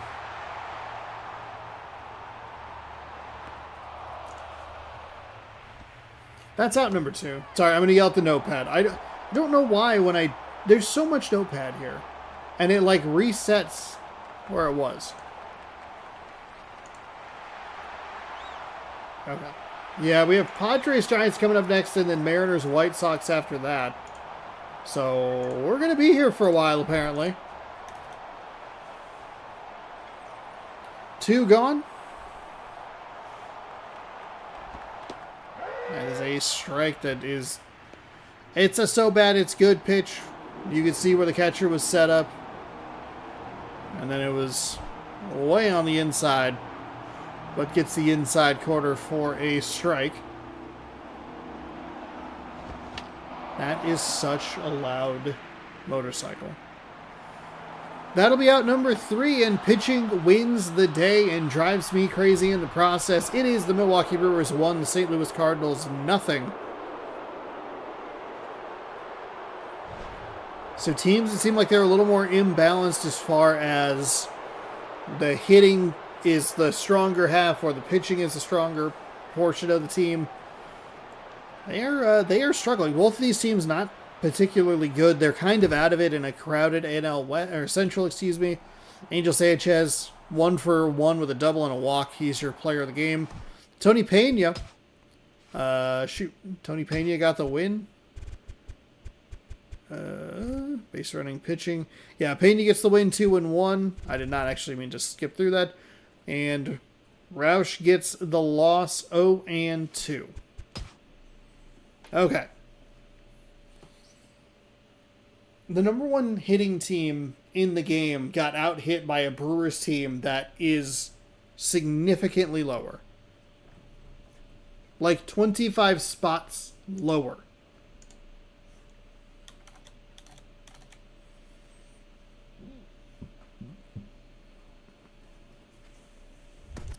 Let's go over here and pop a save, so we don't have to redo that monstrosity of a game. Save slot 8 is where we are heading.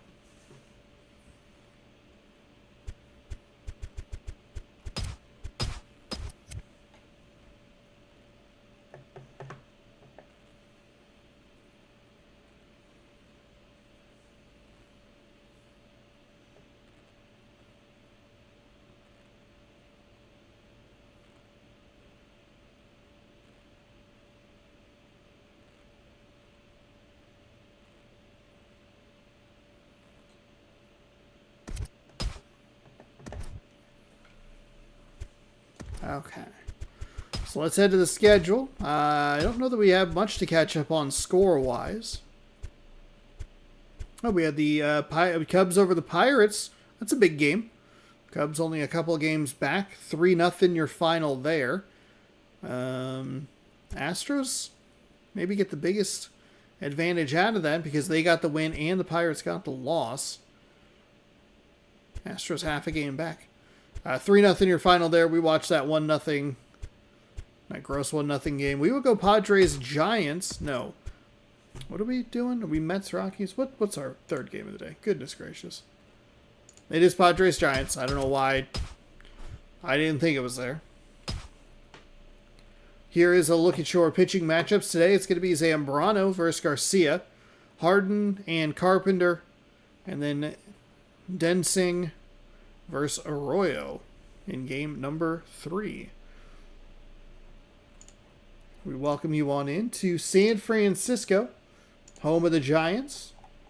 Thanks for joining. Don't forget again, hit that like button. Free, easy way to help the channel. Subscribe if you haven't already. We'll be here for a little bit longer tonight because that last game did go 5 innings, which is kind of my nightmare, for being honest. But hey, it's what happens. That's what happens when you put the Milwaukee Brewers and you feature them. Both teams with 21 losses. The San Diego Padres a half game up, 15-21. San Francisco 14-21. As we are in the Bay. Andrew McCutchen leading things off for the San Diego Padres. Ryan Sweeney at the designated hitter spot.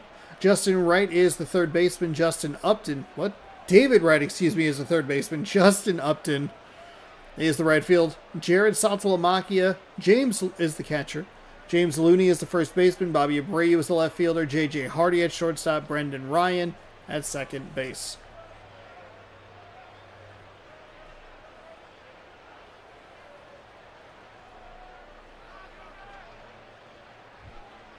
Freddie Garcia, 2-5 with a 7.65 ERA. 7 starts with 20 innings pitched. 26 hits, 4 walks, 8 strikeouts. Kind of a yikes. Not terrible. 4 walks isn't bad, but I guess if you're not If you're giving up that many hits, how deep into the counter you getting? What is that defense for the Giants? That's the most gloves we've seen. 5 of the 9 have gloves. Everybody else is playing barehanded. Little orange versus blue matchup today. I mentioned it the other day when we saw that Athletics Red Sox game. I do love that we get a random assortment of uniforms. It has bitten us a couple of times where you have like navy blue on the tops and then like gray versus white. You're like, ah, shoot. That's not helpful. The Giants and Padres making it pretty easy to keep track of who is who as we see a tumbling, diving catch in left field for out number 1.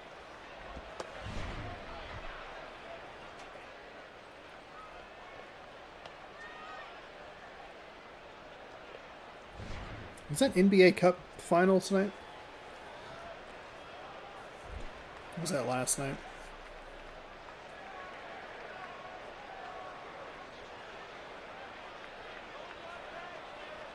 Ryan Sweeney steps in.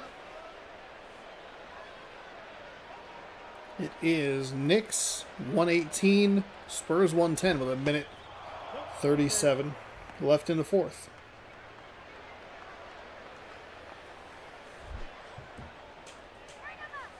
One and oh.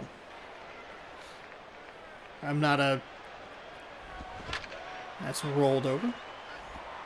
And out number 2. So 2 quick outs here for the Padres. Giants defense coming up nice here in the early goings. Especially for a pitcher that's given up so many hits. Not convinced that the NBA Cup is going to become a thing, but still in its infancy. I think it's a little too hard to track for just like a casual observer, and some of those courts are god-awful, but hey, yeah, give them credit for doing something. Trying to juice up the regular season a little bit. Top of the 1st with 2 gone. 1 and 0. Padres Giants just underway here. That is lifted. Left fielder's going to take a look at it, and it is into the stands. I'm not exactly sure where the wind is. We've seen a couple of hits where it's like that exact camera angle, and it's tracking, and you can see the shadow on the ground start in foul territory and just curve its way back out. It's only 1 extra pitch for the pitcher, and that's hit out to center field for the out. So, nothing doing for the Padres in the top half. We'll head to the home half and introduce the Giants in just a moment. And that moment is up. Or moment is now, I should say. Russell Martin is your catcher. Ryan Zimmerman at third base. Carl Crawford in left. Lou Montañez is in right. Mitch Moreland at first. Nate McLeod is in center. Mark Ellis at second. Edgar Renteria is the shortstop. Designated hitter is Chris D'Onofrio. We already saw Carl Crawford make a very nice play. Tumbling and diving. Best ballpark in MLB. I have a hard time arguing that.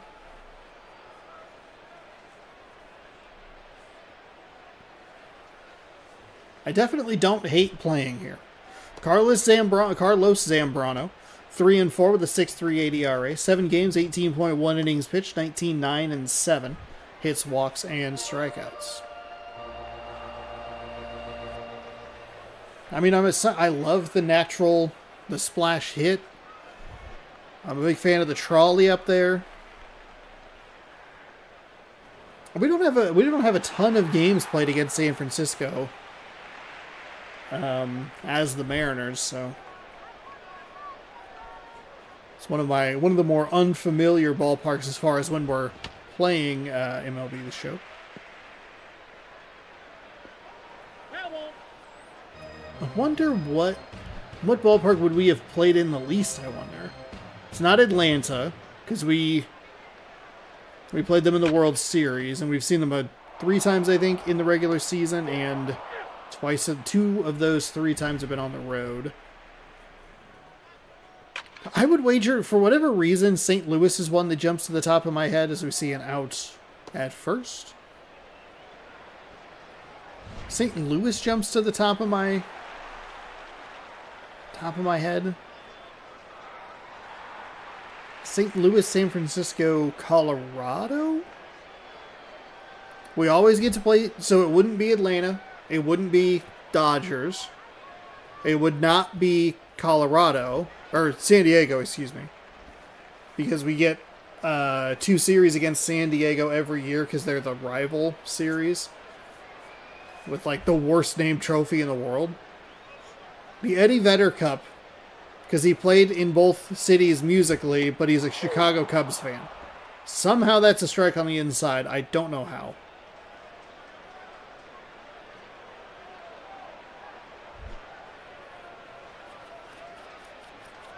I guess the question would be is when did the balance schedule start? 2023? We have 3 seasons of that?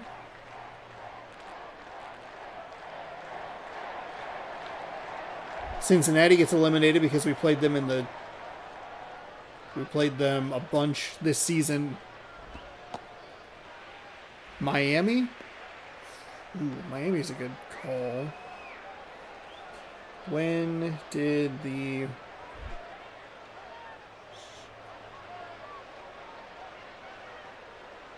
balanced MLB schedule start? That is a fair ball. He's going to make the wide turn at second. Good throw in and safe. So it was 2023.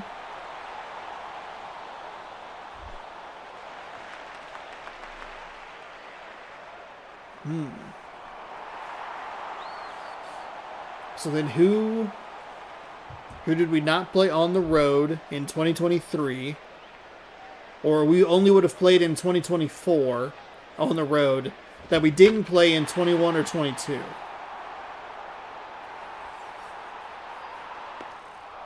And then again, you would take teams that you didn't play in the World Series. So the Dodgers are out, the Braves are out. Reds are out.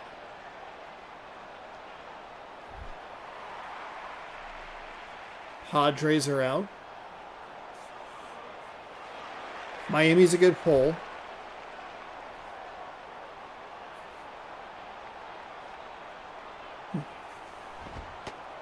I think San Francisco would be up there. How long was that series this year? Last year in San Francisco. I think it was just a 3-game set. Back in. It was like right at the start of the season. It was when Robles went flying into the stands. Runner on second here for the Giants as that pitch sails just outside.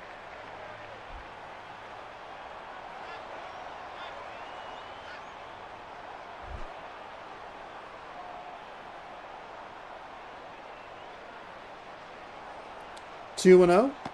That pitch misses low. Great eye from the batter there.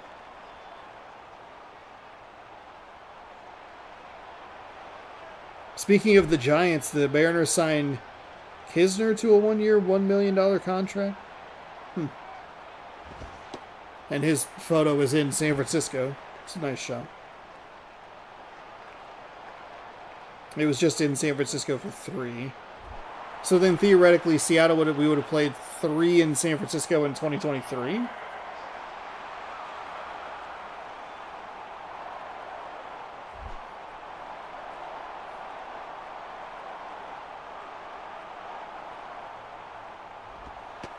That is outside for a ball.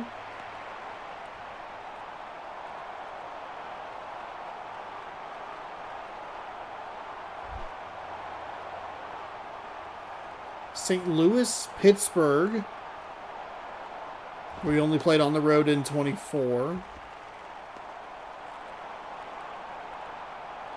Miami, only on the road in 24. Ooh, Washington's an interesting one. San Francisco was a 4th of July weekend in 2023. So we would have at least 6 against San Francisco in San Francisco.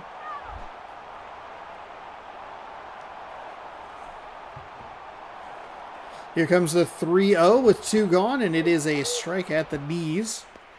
San Francisco looking to pick up an early 1-0 lead here. Speaking of Seattle, they will be the next game up in Chicago, taking on the White Sox. We're going to have to probably reverse time to go back and catch that game. That is out to right field. He makes the grab, tumbling to the ground. So one tumble catch for each team. Carl Crawford in left field for the Giants, and then whoever is in right field for the Padres. That'll retire the side. Upton, Saltalamacchia, and Looney coming up for the Padres.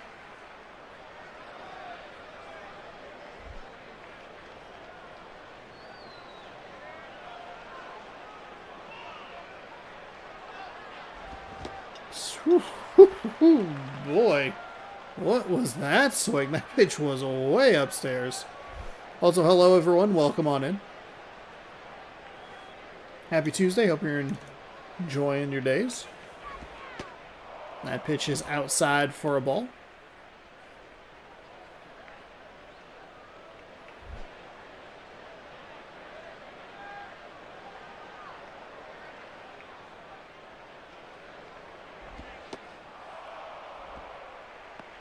That pitch is low.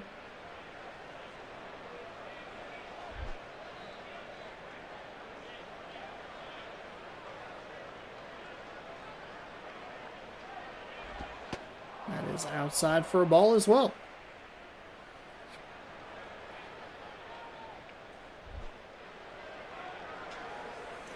Three and one. Here comes the pitch. That is swung on and missed.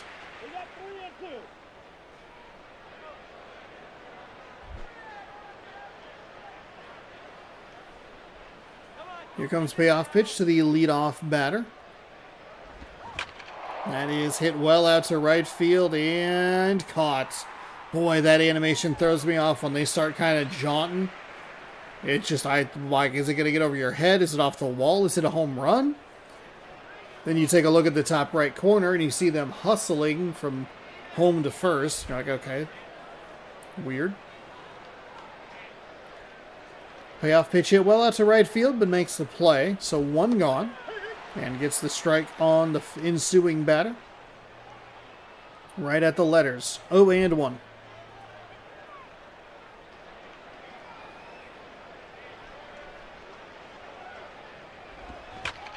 That is hit well, but foul.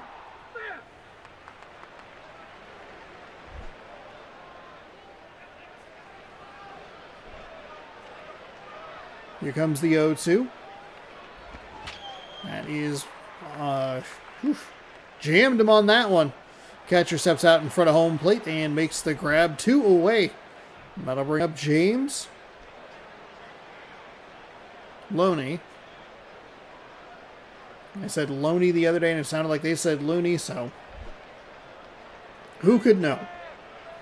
Either way, he's at the plate. And he'll take a ball inside.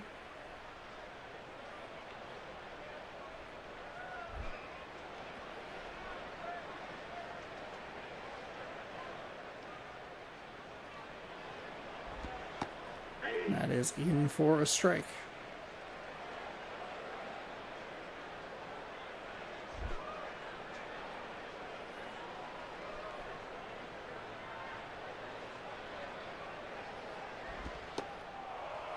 That stays high for a ball.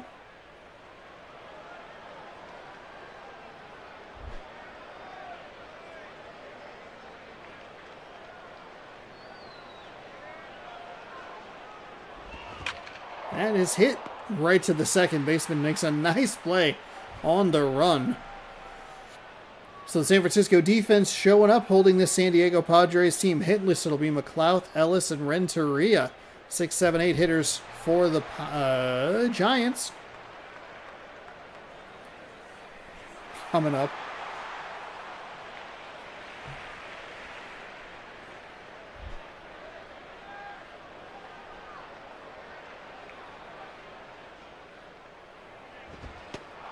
Ooh. I don't know about that pitch, but it is a called strike on the inside. 0 and 1.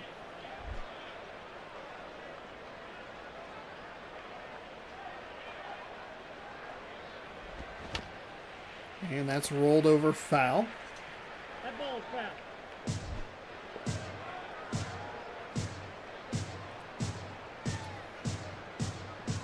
The righty fires inside. Brushes him back and hits another ball. 1-2. And by another ball, I mean the first ball.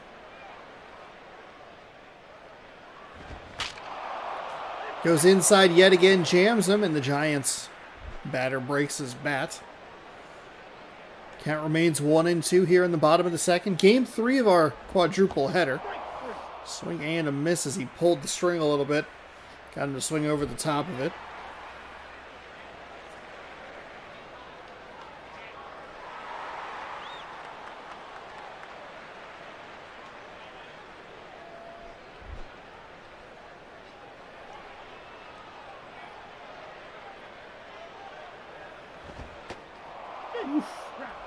Takes what looks like a pretty hittable pitch right down the middle.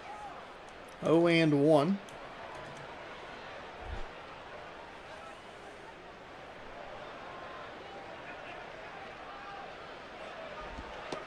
And that is low for a ball. 1-1.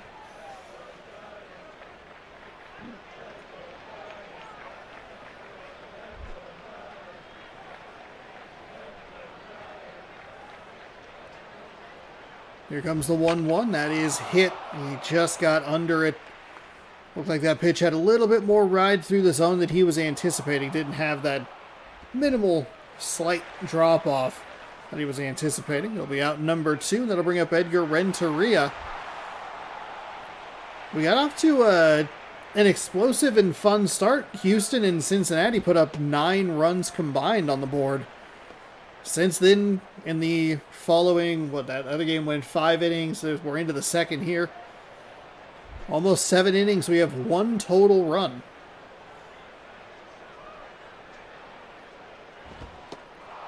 That is a strike on the inside corner.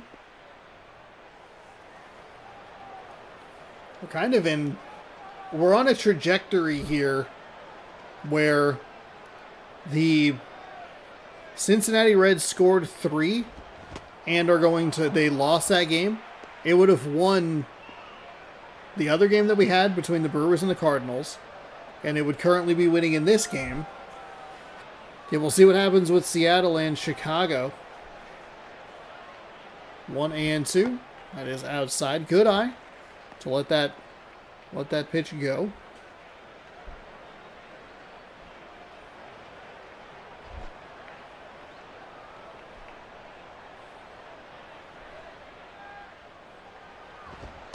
And inside.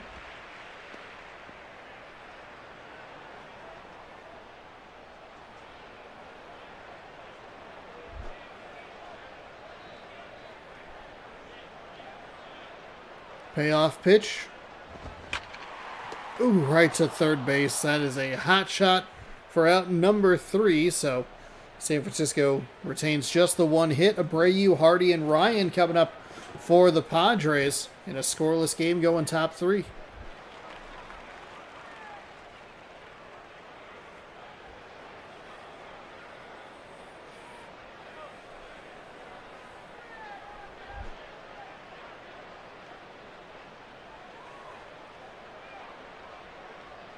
So here we go. Top of the third. Abreu hits over to the third base side. Fired strongly across the diamond, and that is 1 pitch, 1 swing, 1 out for the Padres. J.J. Hardy. A .395 average, but no home runs, no stolen bases, and just 3 RBI. He's getting on base, but he doesn't seem like he has a lot of opportunities to drive runners in, or maybe he's advanced them first to third. We always have to keep that in mind.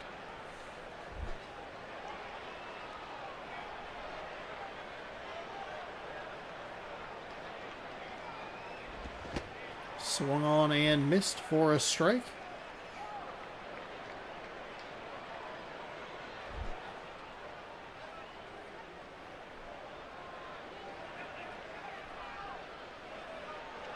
The righty fires that one, misses just low.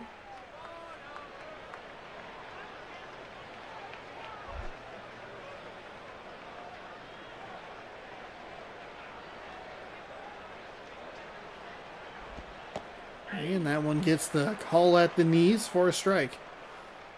Miami twice since 23 with 6 games total.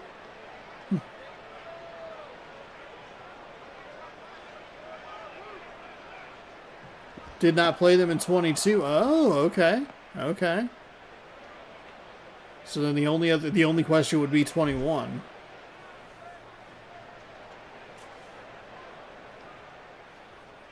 I appreciate you being my research. Head of research. That's what I was looking for. I appreciate you being the head of research.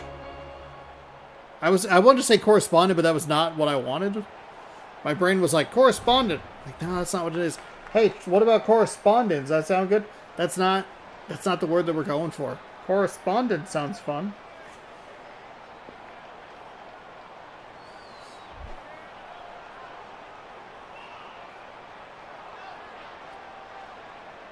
So, with 2 gone, lines and fires that one well outside to make it 1-0.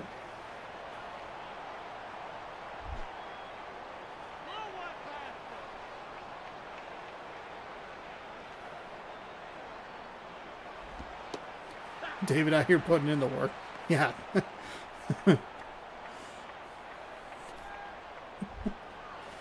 Yes, thank you. Thank you, David.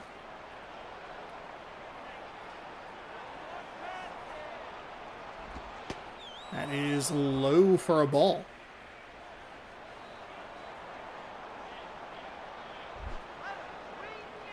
So 2-1 with 2 gone. Top 3, no score. And that'll get up the middle for a single. First hit for the Padres all day. And it comes with 2 outs in the top half of the final inning. Or final regular inning. Who, Lord knows what's going to happen in the... Oh, God. More extra innings. McCutcheon steps in, 0 for 1.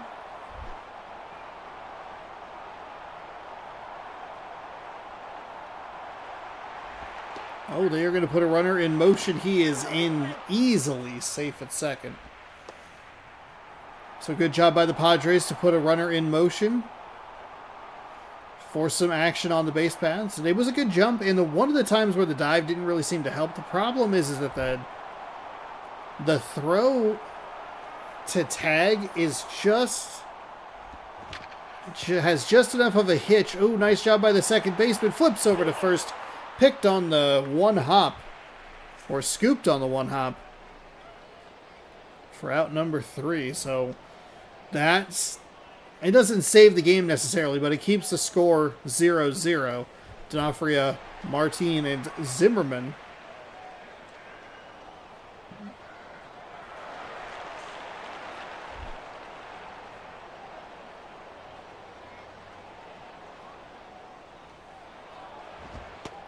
That is in for a strike.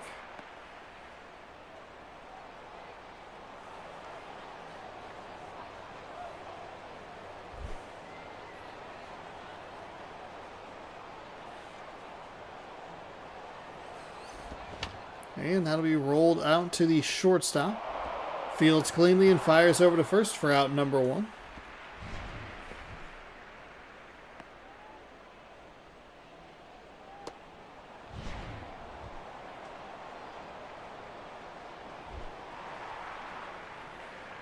Russell Martin, 0 for 1. 313 average, 2 home runs. Great opportunity for home run number 3 here. Send us all home happy without more extra innings.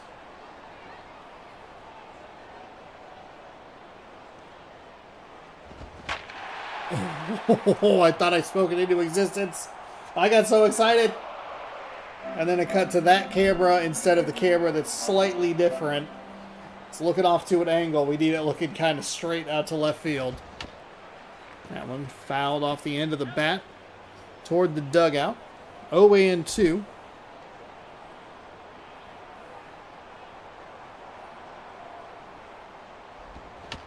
That one rolls foul as well. But Martin was maybe a little bit late on that swing. More of a defensive swing.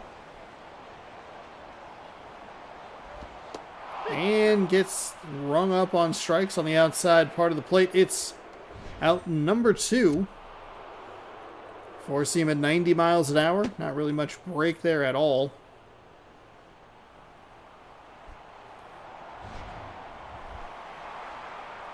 Ryan Zimmerman's 1 for 1 with a double.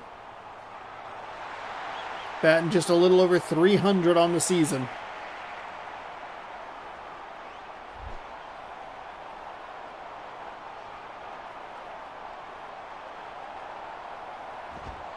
That's inside for a ball.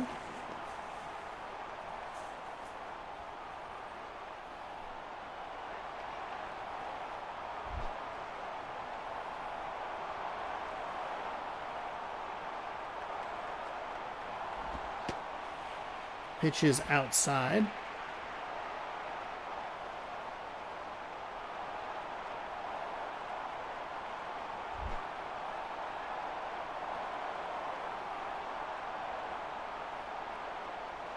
Here comes the 2-0. That is hit right up the middle into center field.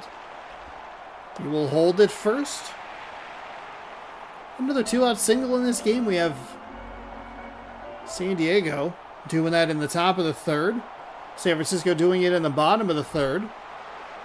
Carl Crawford's 0 for 1. He had a nice play in the first inning. Defensively, I should add. Does San Francisco want to put a runner in motion? Not on that pitch, which misses low for a ball, 1-0.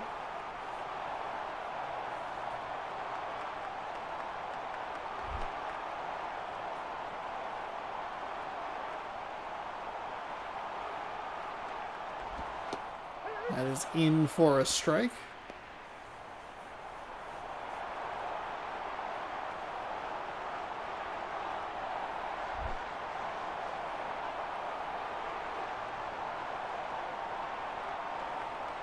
Righty winds and fires. Ooh.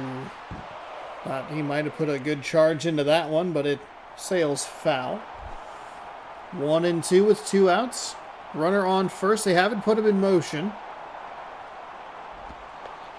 Ooh, they're going to be able to get to second with a passed ball. Okay, so you don't have to worry about it now. Crawford working with 2 gone, a couple of strikes, but runner on second. If he can get it into the grass, might have a shot at a walk-off hit here.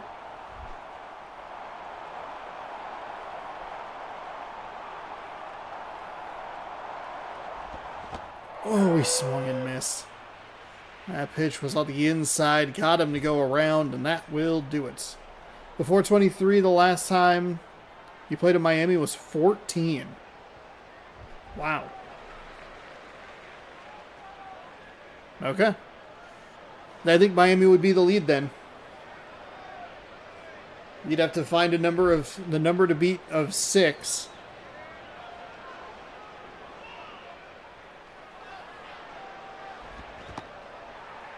And San Francisco would tie that. But if we played San Francisco in 21 or 22, then that would blow it out of the water. Not blow it out of the water. That was it. That was dramatic, I understand, but that would eliminate them. Well, thank you to our head of research, David. Appreciate it. It's kind of wild that you play 162 games and you don't play a team in their stadium for 9 years?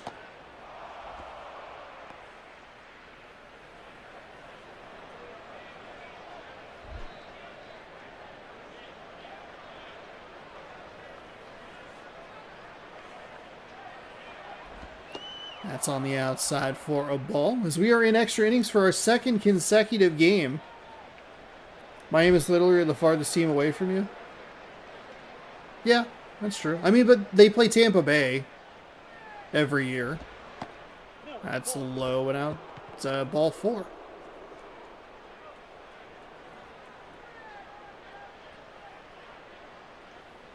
If you're in Tampa Bay, what's the extra couple 100 miles, you know? Big deal. We're already in Florida. But I can understand that.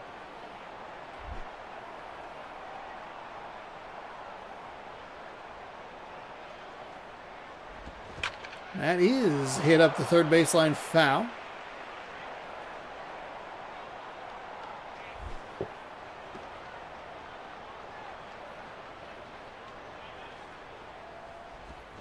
And that is hit into right or center field. They will send their runner around second to third. The center fielder up with the ball cut off.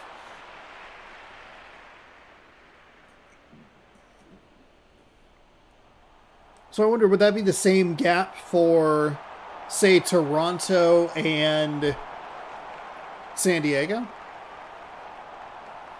Just thinking about teams that are across the country, because you're talking northwest to southeast.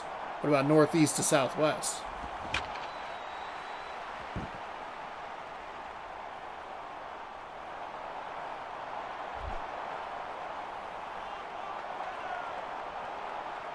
But then I'd have the same exact argument. That is, right up the middle, that means that San Diego will score a run here in the top of the fourth. If you're already going to be in LA once a year for an AL thing, why not just... Yeah, but there's more teams there, I guess. You're on the road for 2 weeks. Enjoy it, Toronto. Enjoy California. That is... Whew, boy, that is way up there and way out of there.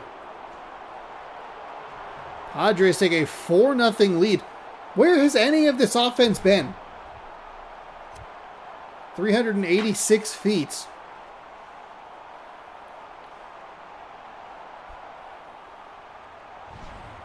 Not a splash hit. Got caught by the fence.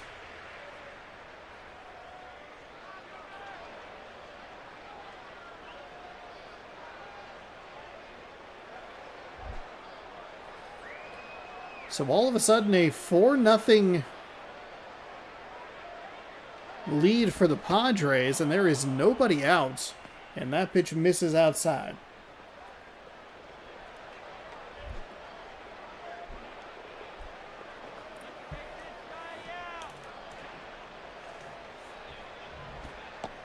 That misses low.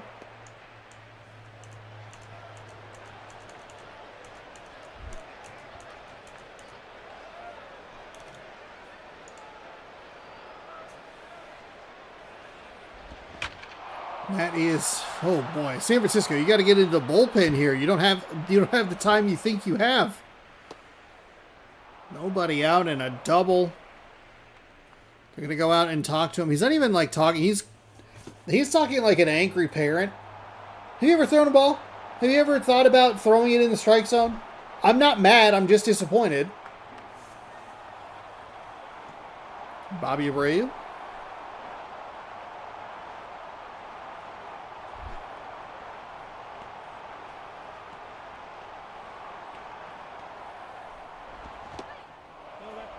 Thought about swinging. Apparently held the swing back. No appeal to the third base umpire. Boston is actually further from San Diego. It even beats Toronto by over 400 miles. Oh, okay. I spin by the catcher. I don't know why that got me. I'm sure that's happened throughout the entire season, but that was the one that made me laugh. That's hit well, but foul.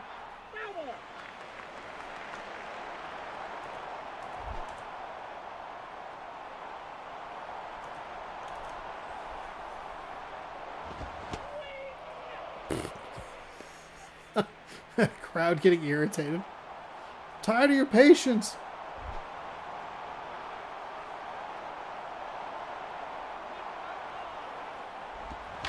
That is rolled over.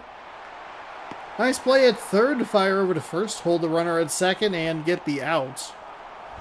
Granted, the runner wasn't going to go that way anyway because of, it just hit on that side of the field. But still a nice play by the third baseman. That's what we want to highlight here.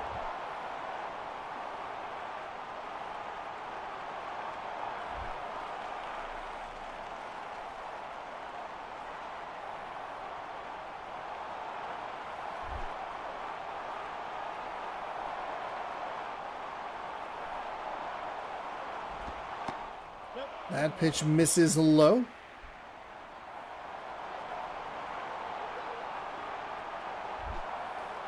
1-0. Just one gone in a brutal fourth inning for the San Francisco defense. There is a strike on the inside corner.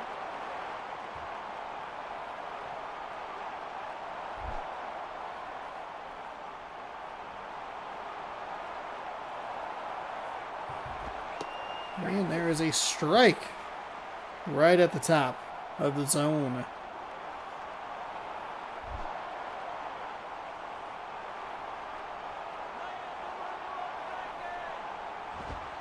And that one misses. And doesn't even induce a swing. Threw a couple of nice pitches, but couldn't get him to think about going.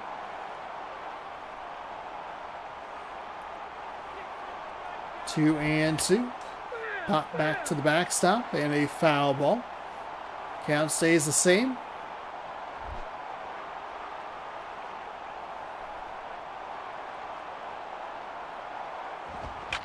And that is a nice play at third base yet again.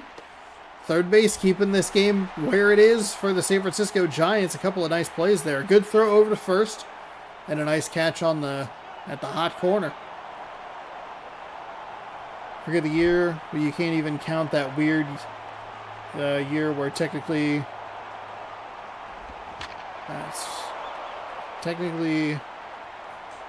it's the Florida Marlins home games played in Seattle. What?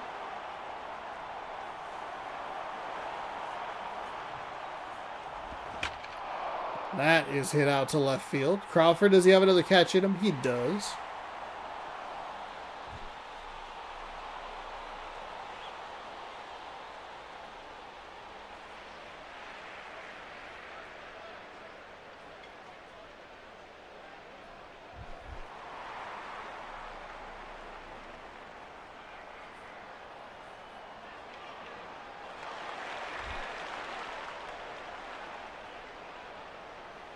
When the Marlins home game was on someone else's, or was someone else's.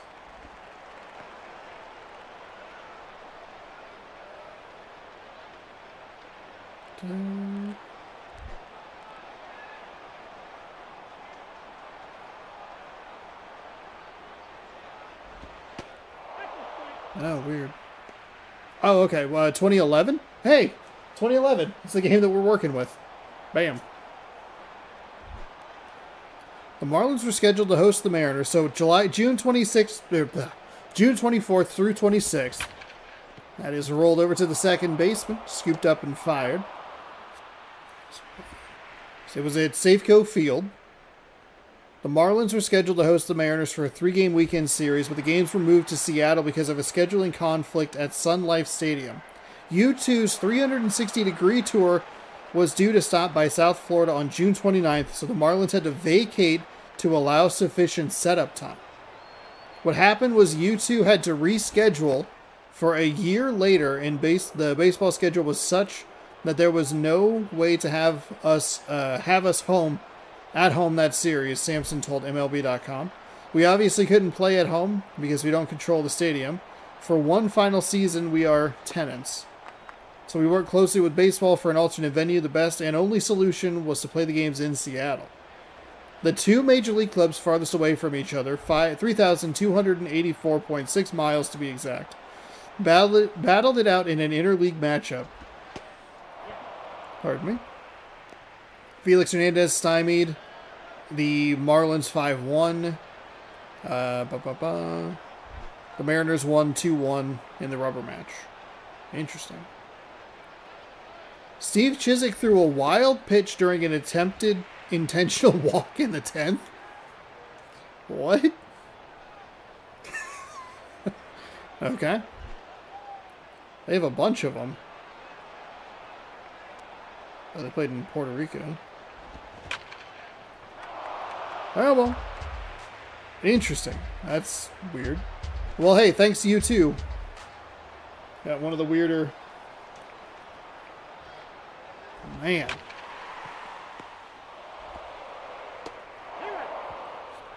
Okay, so we have a 4-0 game here in the bottom half of the fourth.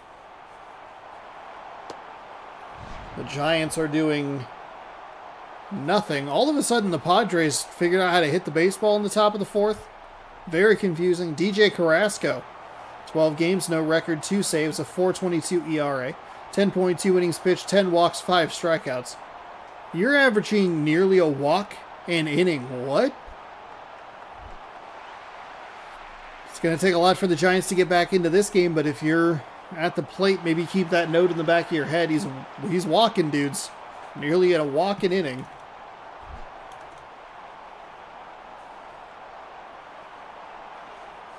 That's an article from MLB.com, by the way. There's a pitch outside. Gotta give credit, Sean. Who wrote that? We'll give you credit. By Christina D. Nicola. From January 22nd, 2021. Thank you for that information. And thank you to our head of research, David. Appreciate it.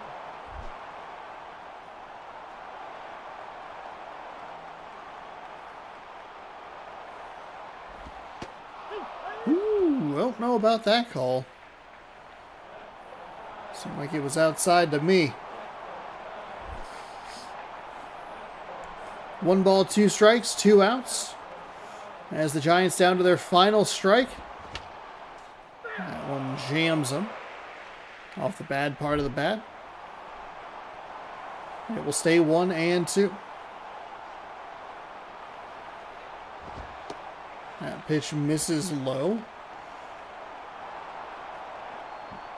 to even up the count.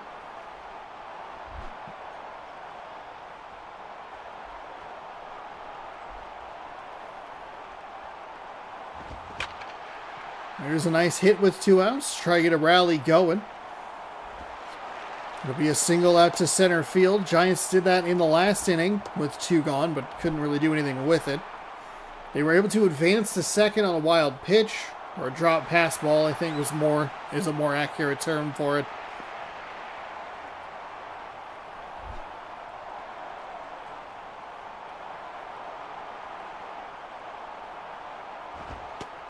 That's low for a ball, 1-0.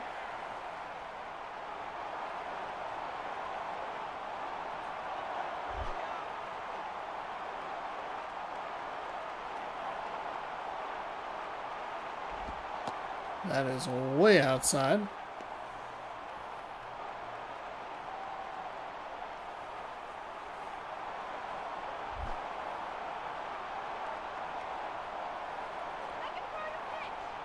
Two and 0 with 2 outs. There's a strike right down the middle.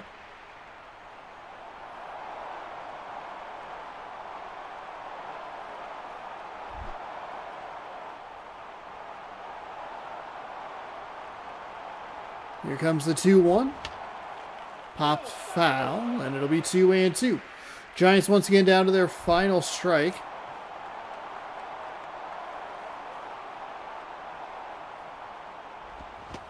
And swung on and missed. So the Giants fall in extras 4-0.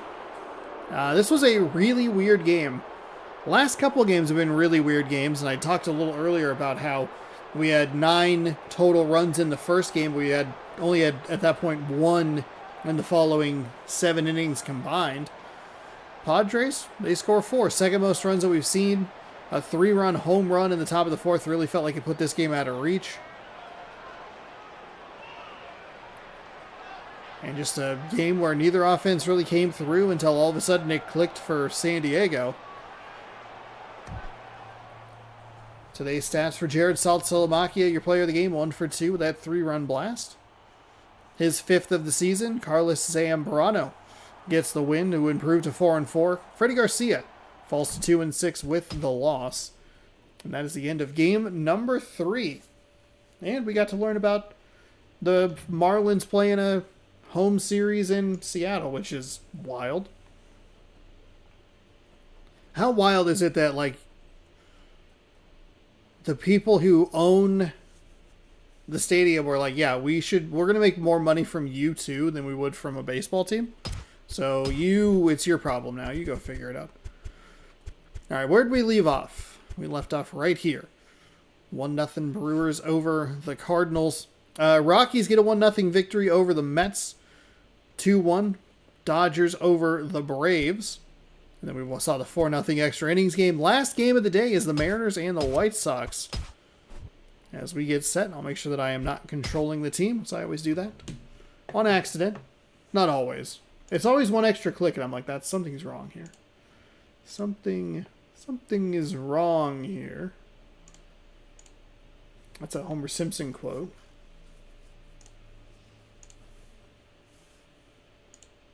What is it? Had to have been something I saw recently.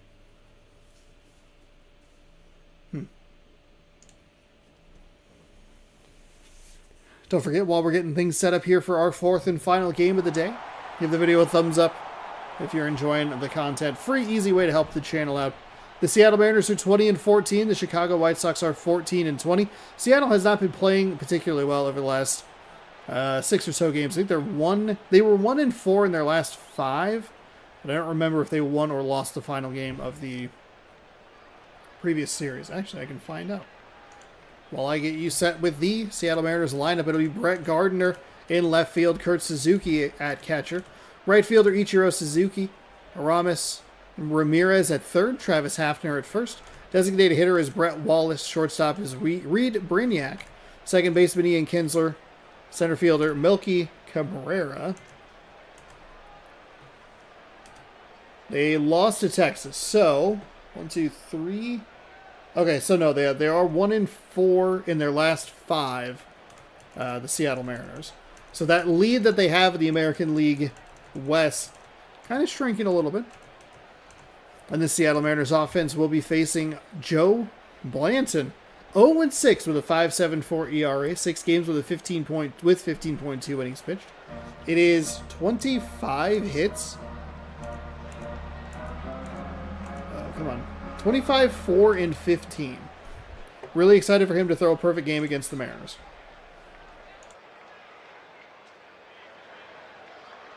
Brett Gardner's the guy you want to get on base.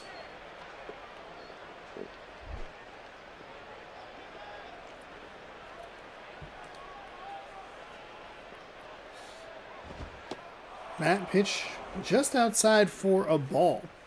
Another weird home series, if you can call it a home series, was when Seattle and Cleveland split a late season series in Seattle, with each team having at least one home game in Seattle. Weird.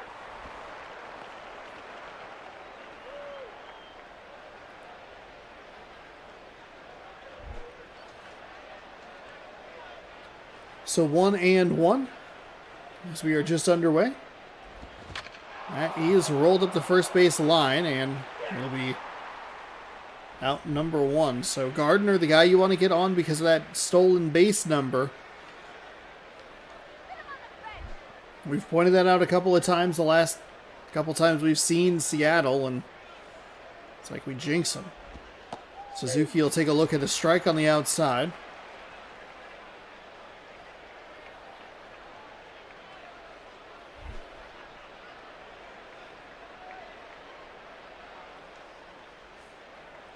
And the righty ready fires. That's foul. 0-2.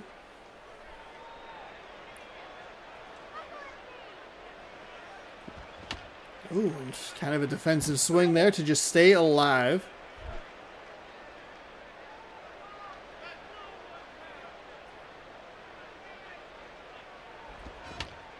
Oh, that looked like a pitch worth putting a big swing on, but Suzuki just can't quite time it up.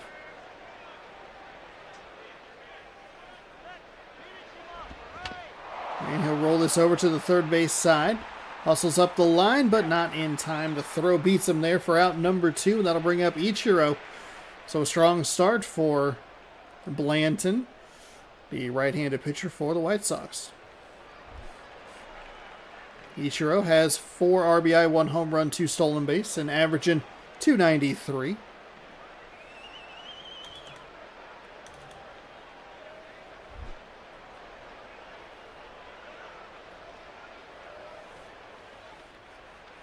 The righty is ready, and that's fouled back to the backstop.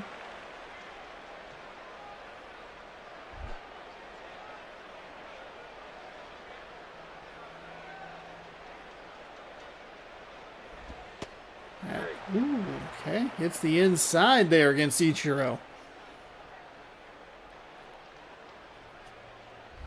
0-2.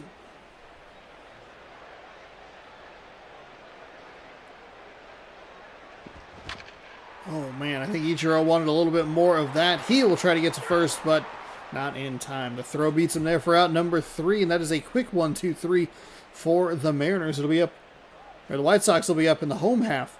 We'll introduce you to them in a moment. And that moment is now.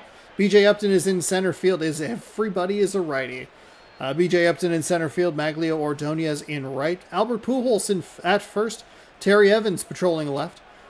Scott Rollins at third. Yorvit Torrealba behind the dish. Ben Francisco, who should play for San Francisco, is your designated hitter. Sean spells his name correctly. Rodriguez at second. And Jed Lowry. I said Jed real weird. Jed Lowry out at shortstop.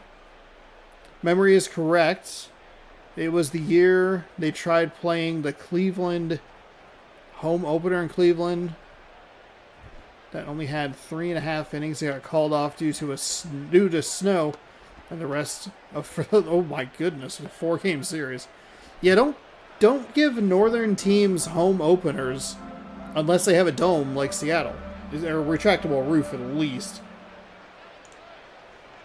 Jeff Neiman is a right-handed pitcher. I was for sure going to think, I for sure thought it was going to be a left-handed starting pitcher with this entire right-handed lineup. It is Jeff Neiman. 3-2, 4.60 ERA, 6 games with 15.2 innings pitched, 13-4 and 15 hits, walks, and strikeouts. That is a foul ball for B.J. Upton, who leads things off.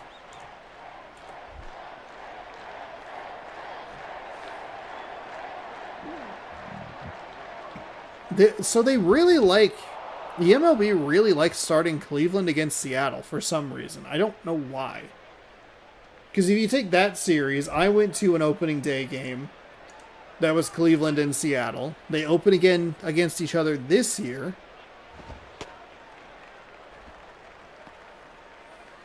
Seattle gets the Yankees super early as well. I think it's series number 2.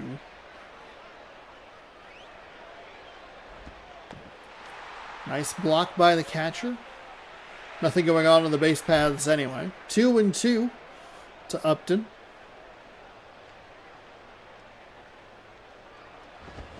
And that'll be hit to the shortstop. Fielded cleanly and fires over to first for the out.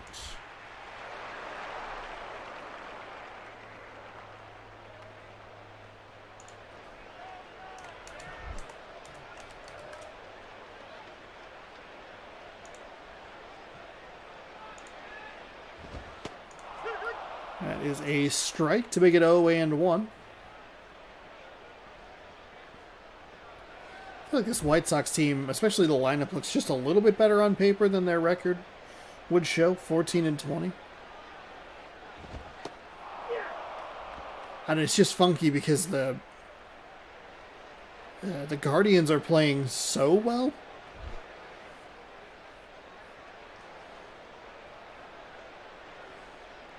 Oh, and 3 now.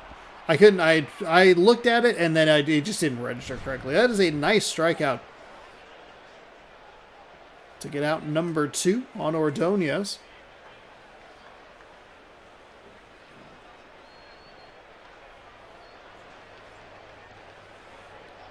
First of the 4-game series. Let's see.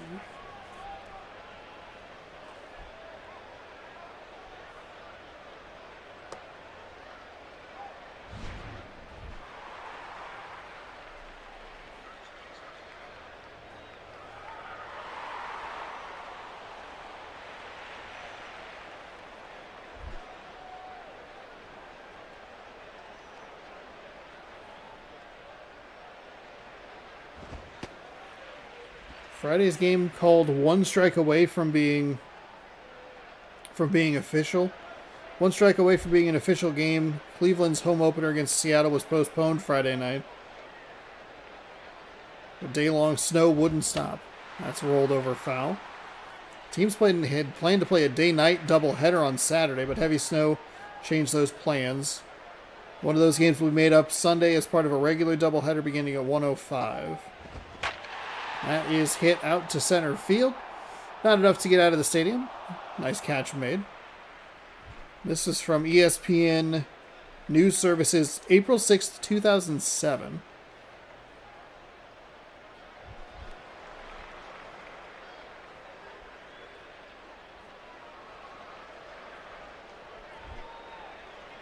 Game notes.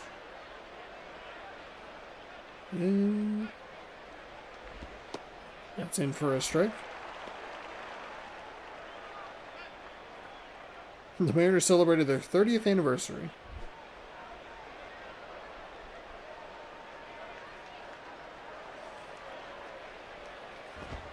Oh, you have the stats. How dare I doubt our head of research, David. David, I apologize. 2007 was a split doubleheader game that was at home, Seattle, the nightcap. Seattle hosting on September 26th. Huh, okay. Well, there we go. There's the answer.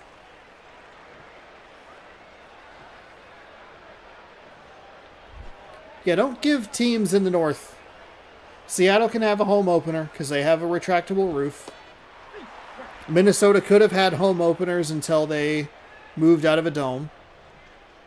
Just keep everybody in the South. Like, down in the warm. Down in the warmth. That is hit well out to right field. It is going. It is gone into the bullpen. Hafner with a home run. Makes it 2-0 Seattle. This is what you're kind of looking for. If you're Seattle, you're looking at those numbers. He doesn't have a good ERA. He's given up a ton of hits.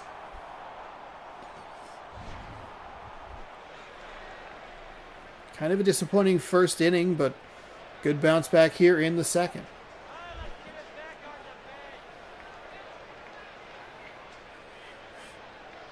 In the top of the second, that is hit well out to left center field. That'll get all the way to the logo. That'll be an easy double. He was almost a second by the time that guy could even get his hand on the ball. Reed Brignac. 1 home run, 5 RBI.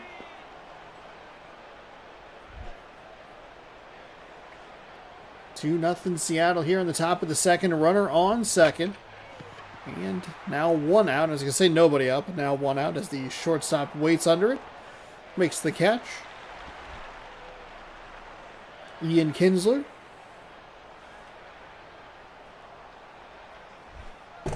Now.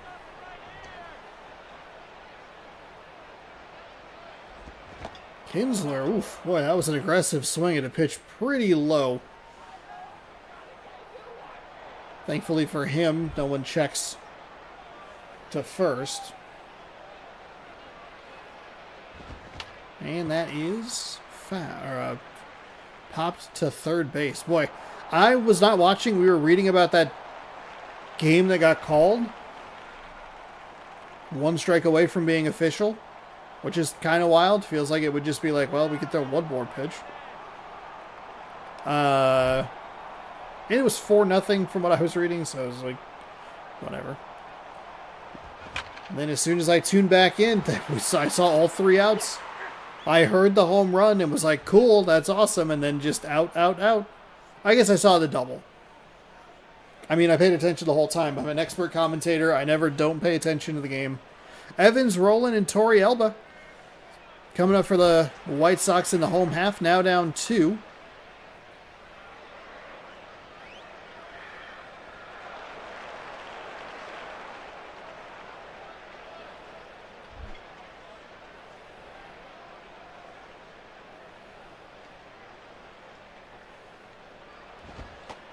That is a strike right at the letters there. 0-1.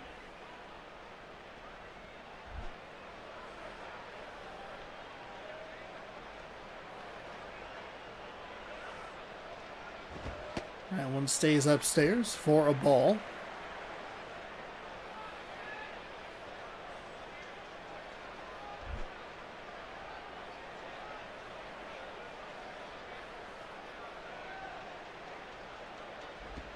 And that is low and outside.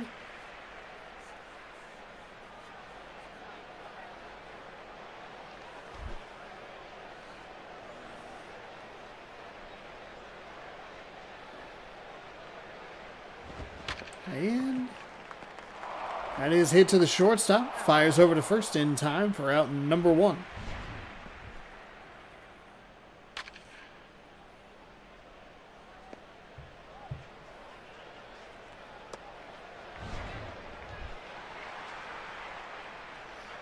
NBA to decide on expansion in 2026. Possibility of moving from 30 to 32 teams. 2 favorites, Vegas and Seattle. That is in for a strike.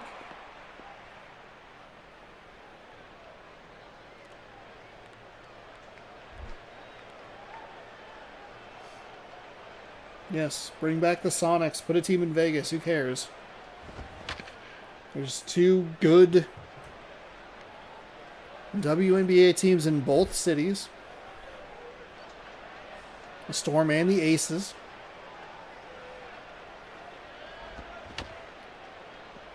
Asia Wilson just doing incredible stuff. 0-2, 1 gone. Like, it's so easy.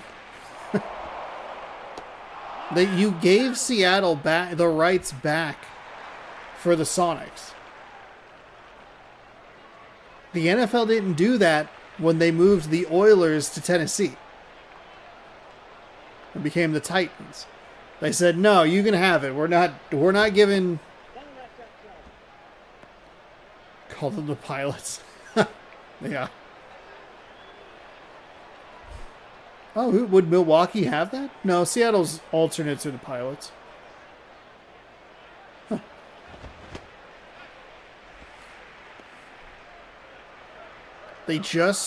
Seattle over the last handful of years, probably longer than how long did the Kraken have been a thing for a while? Well, they redid what was Key Arena to Climate Pledge Arena. They spruced that up.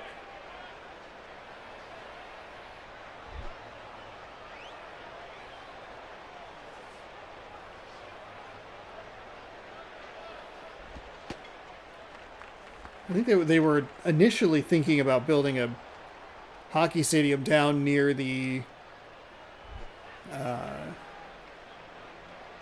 maybe that was basketball related? Because Key Arena Climate Pledge, as this is lifted out towards center field, makes the play in the gap. And that will take care of the side. 2-0 as we head to the top of the third. It's a little further north. It's right by the Space Needle, and the other 2 stadiums are south. They wanted to take a stadium and put it in that area for the additional sport, but then that play never went through, which is probably a good move. You really don't need 3 stadiums that close to each other. Granted, one of them would be multi-purpose, and technically the Sounders play at the Seahawks Stadium. 1 pitch, 1 swing, 1 out. That'll bring up Kurt Suzuki. Lineup flips over.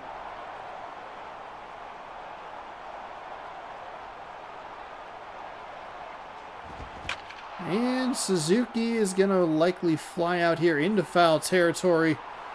On the warning track, makes the grab. 2 very, very quick outs for Seattle here in the top of the third. Looking to get a little insurance.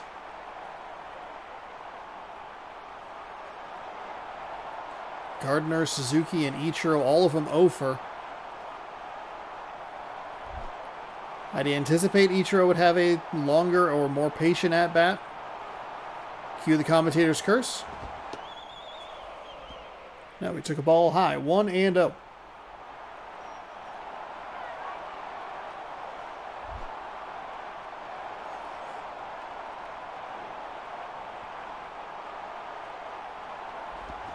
That is rolled foul.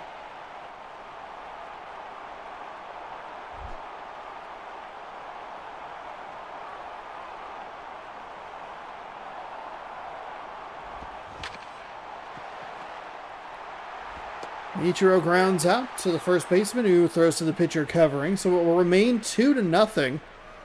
Boy, the only time Seattle did anything offensively was when I was reading about the Seattle Mariners of 2007. That was about it. Ben Francisco, who should play for San Francisco, it's a pretty good looking average as he leads off the bottom of the third. Last chance for the White Sox. That pitch misses for a ball.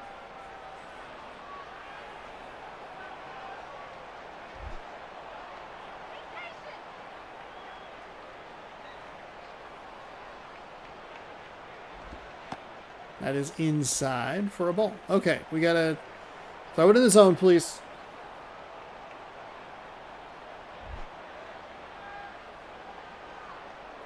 Two-ando. There's a nice strike. It's the inside. We get 2-1.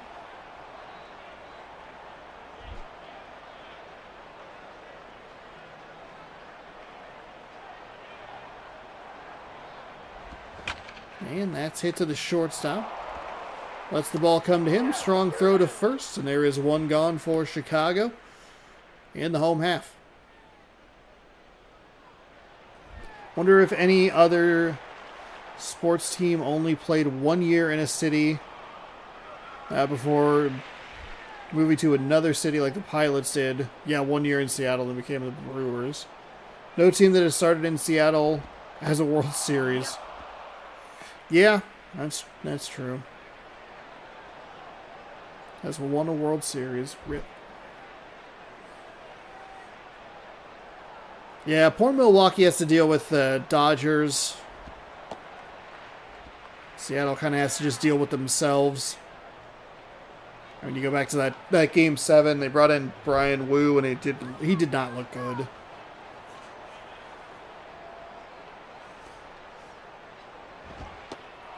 There's a pitch at the bottom of the zone for a strike.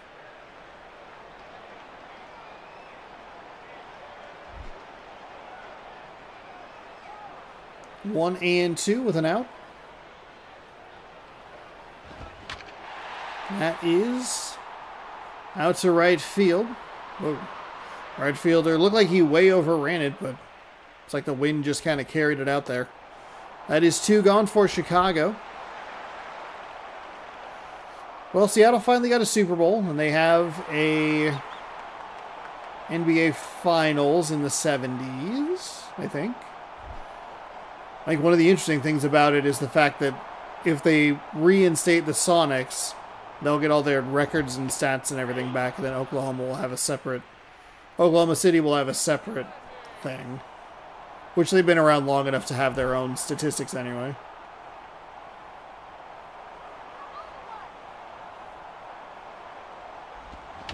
That's fouled away. 0-2.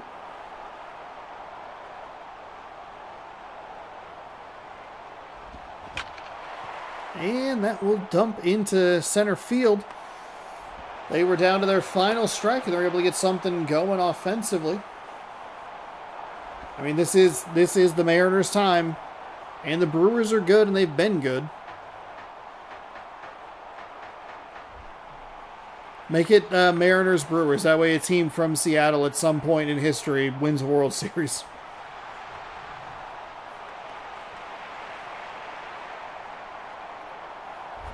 So the lineup flips over. Two gone here in the bottom of the third. Runner on first. Tying run at the plate. Winning run on deck. That pitch is inside for a ball.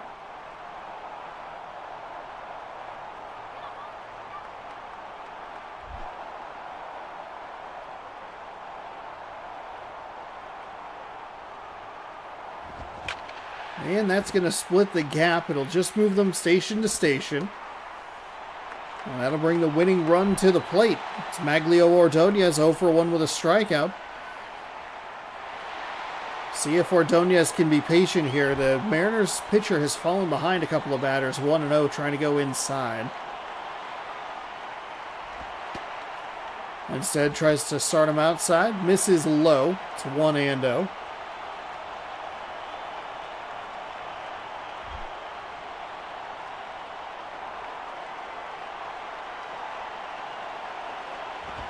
A 1-0. Out to center field. The center fielder moves to anticipate the wind and makes the catch. That is out number 3. Seattle 2, Chicago White Sox 0.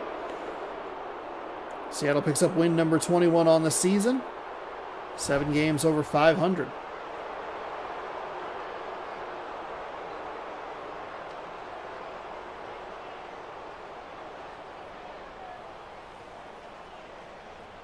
And that will do it. That takes care of all of our games, and we know all the scores because the Seattle Mariners are always the last team to play.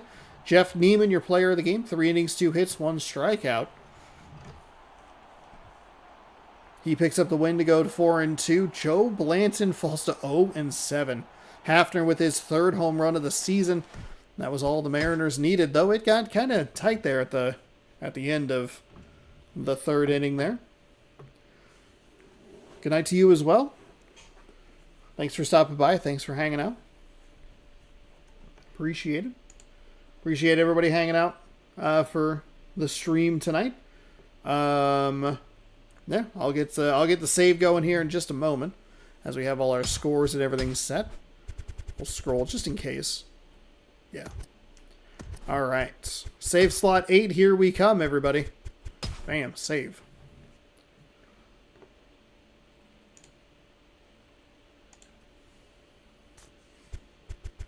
Our 3 inning. Still need to make a backup, but I haven't yet. And that will do it. Thank you everybody so much for hanging out. Hopefully you enjoyed. We'll be back Thursday with more MLB 11 the show here on the PlayStation 2. So be sure to subscribe, give the video a thumbs up, ring the bell to be notified, all that good stuff. I appreciate it. We'll see you next time. Good sports, go baseball, and good night.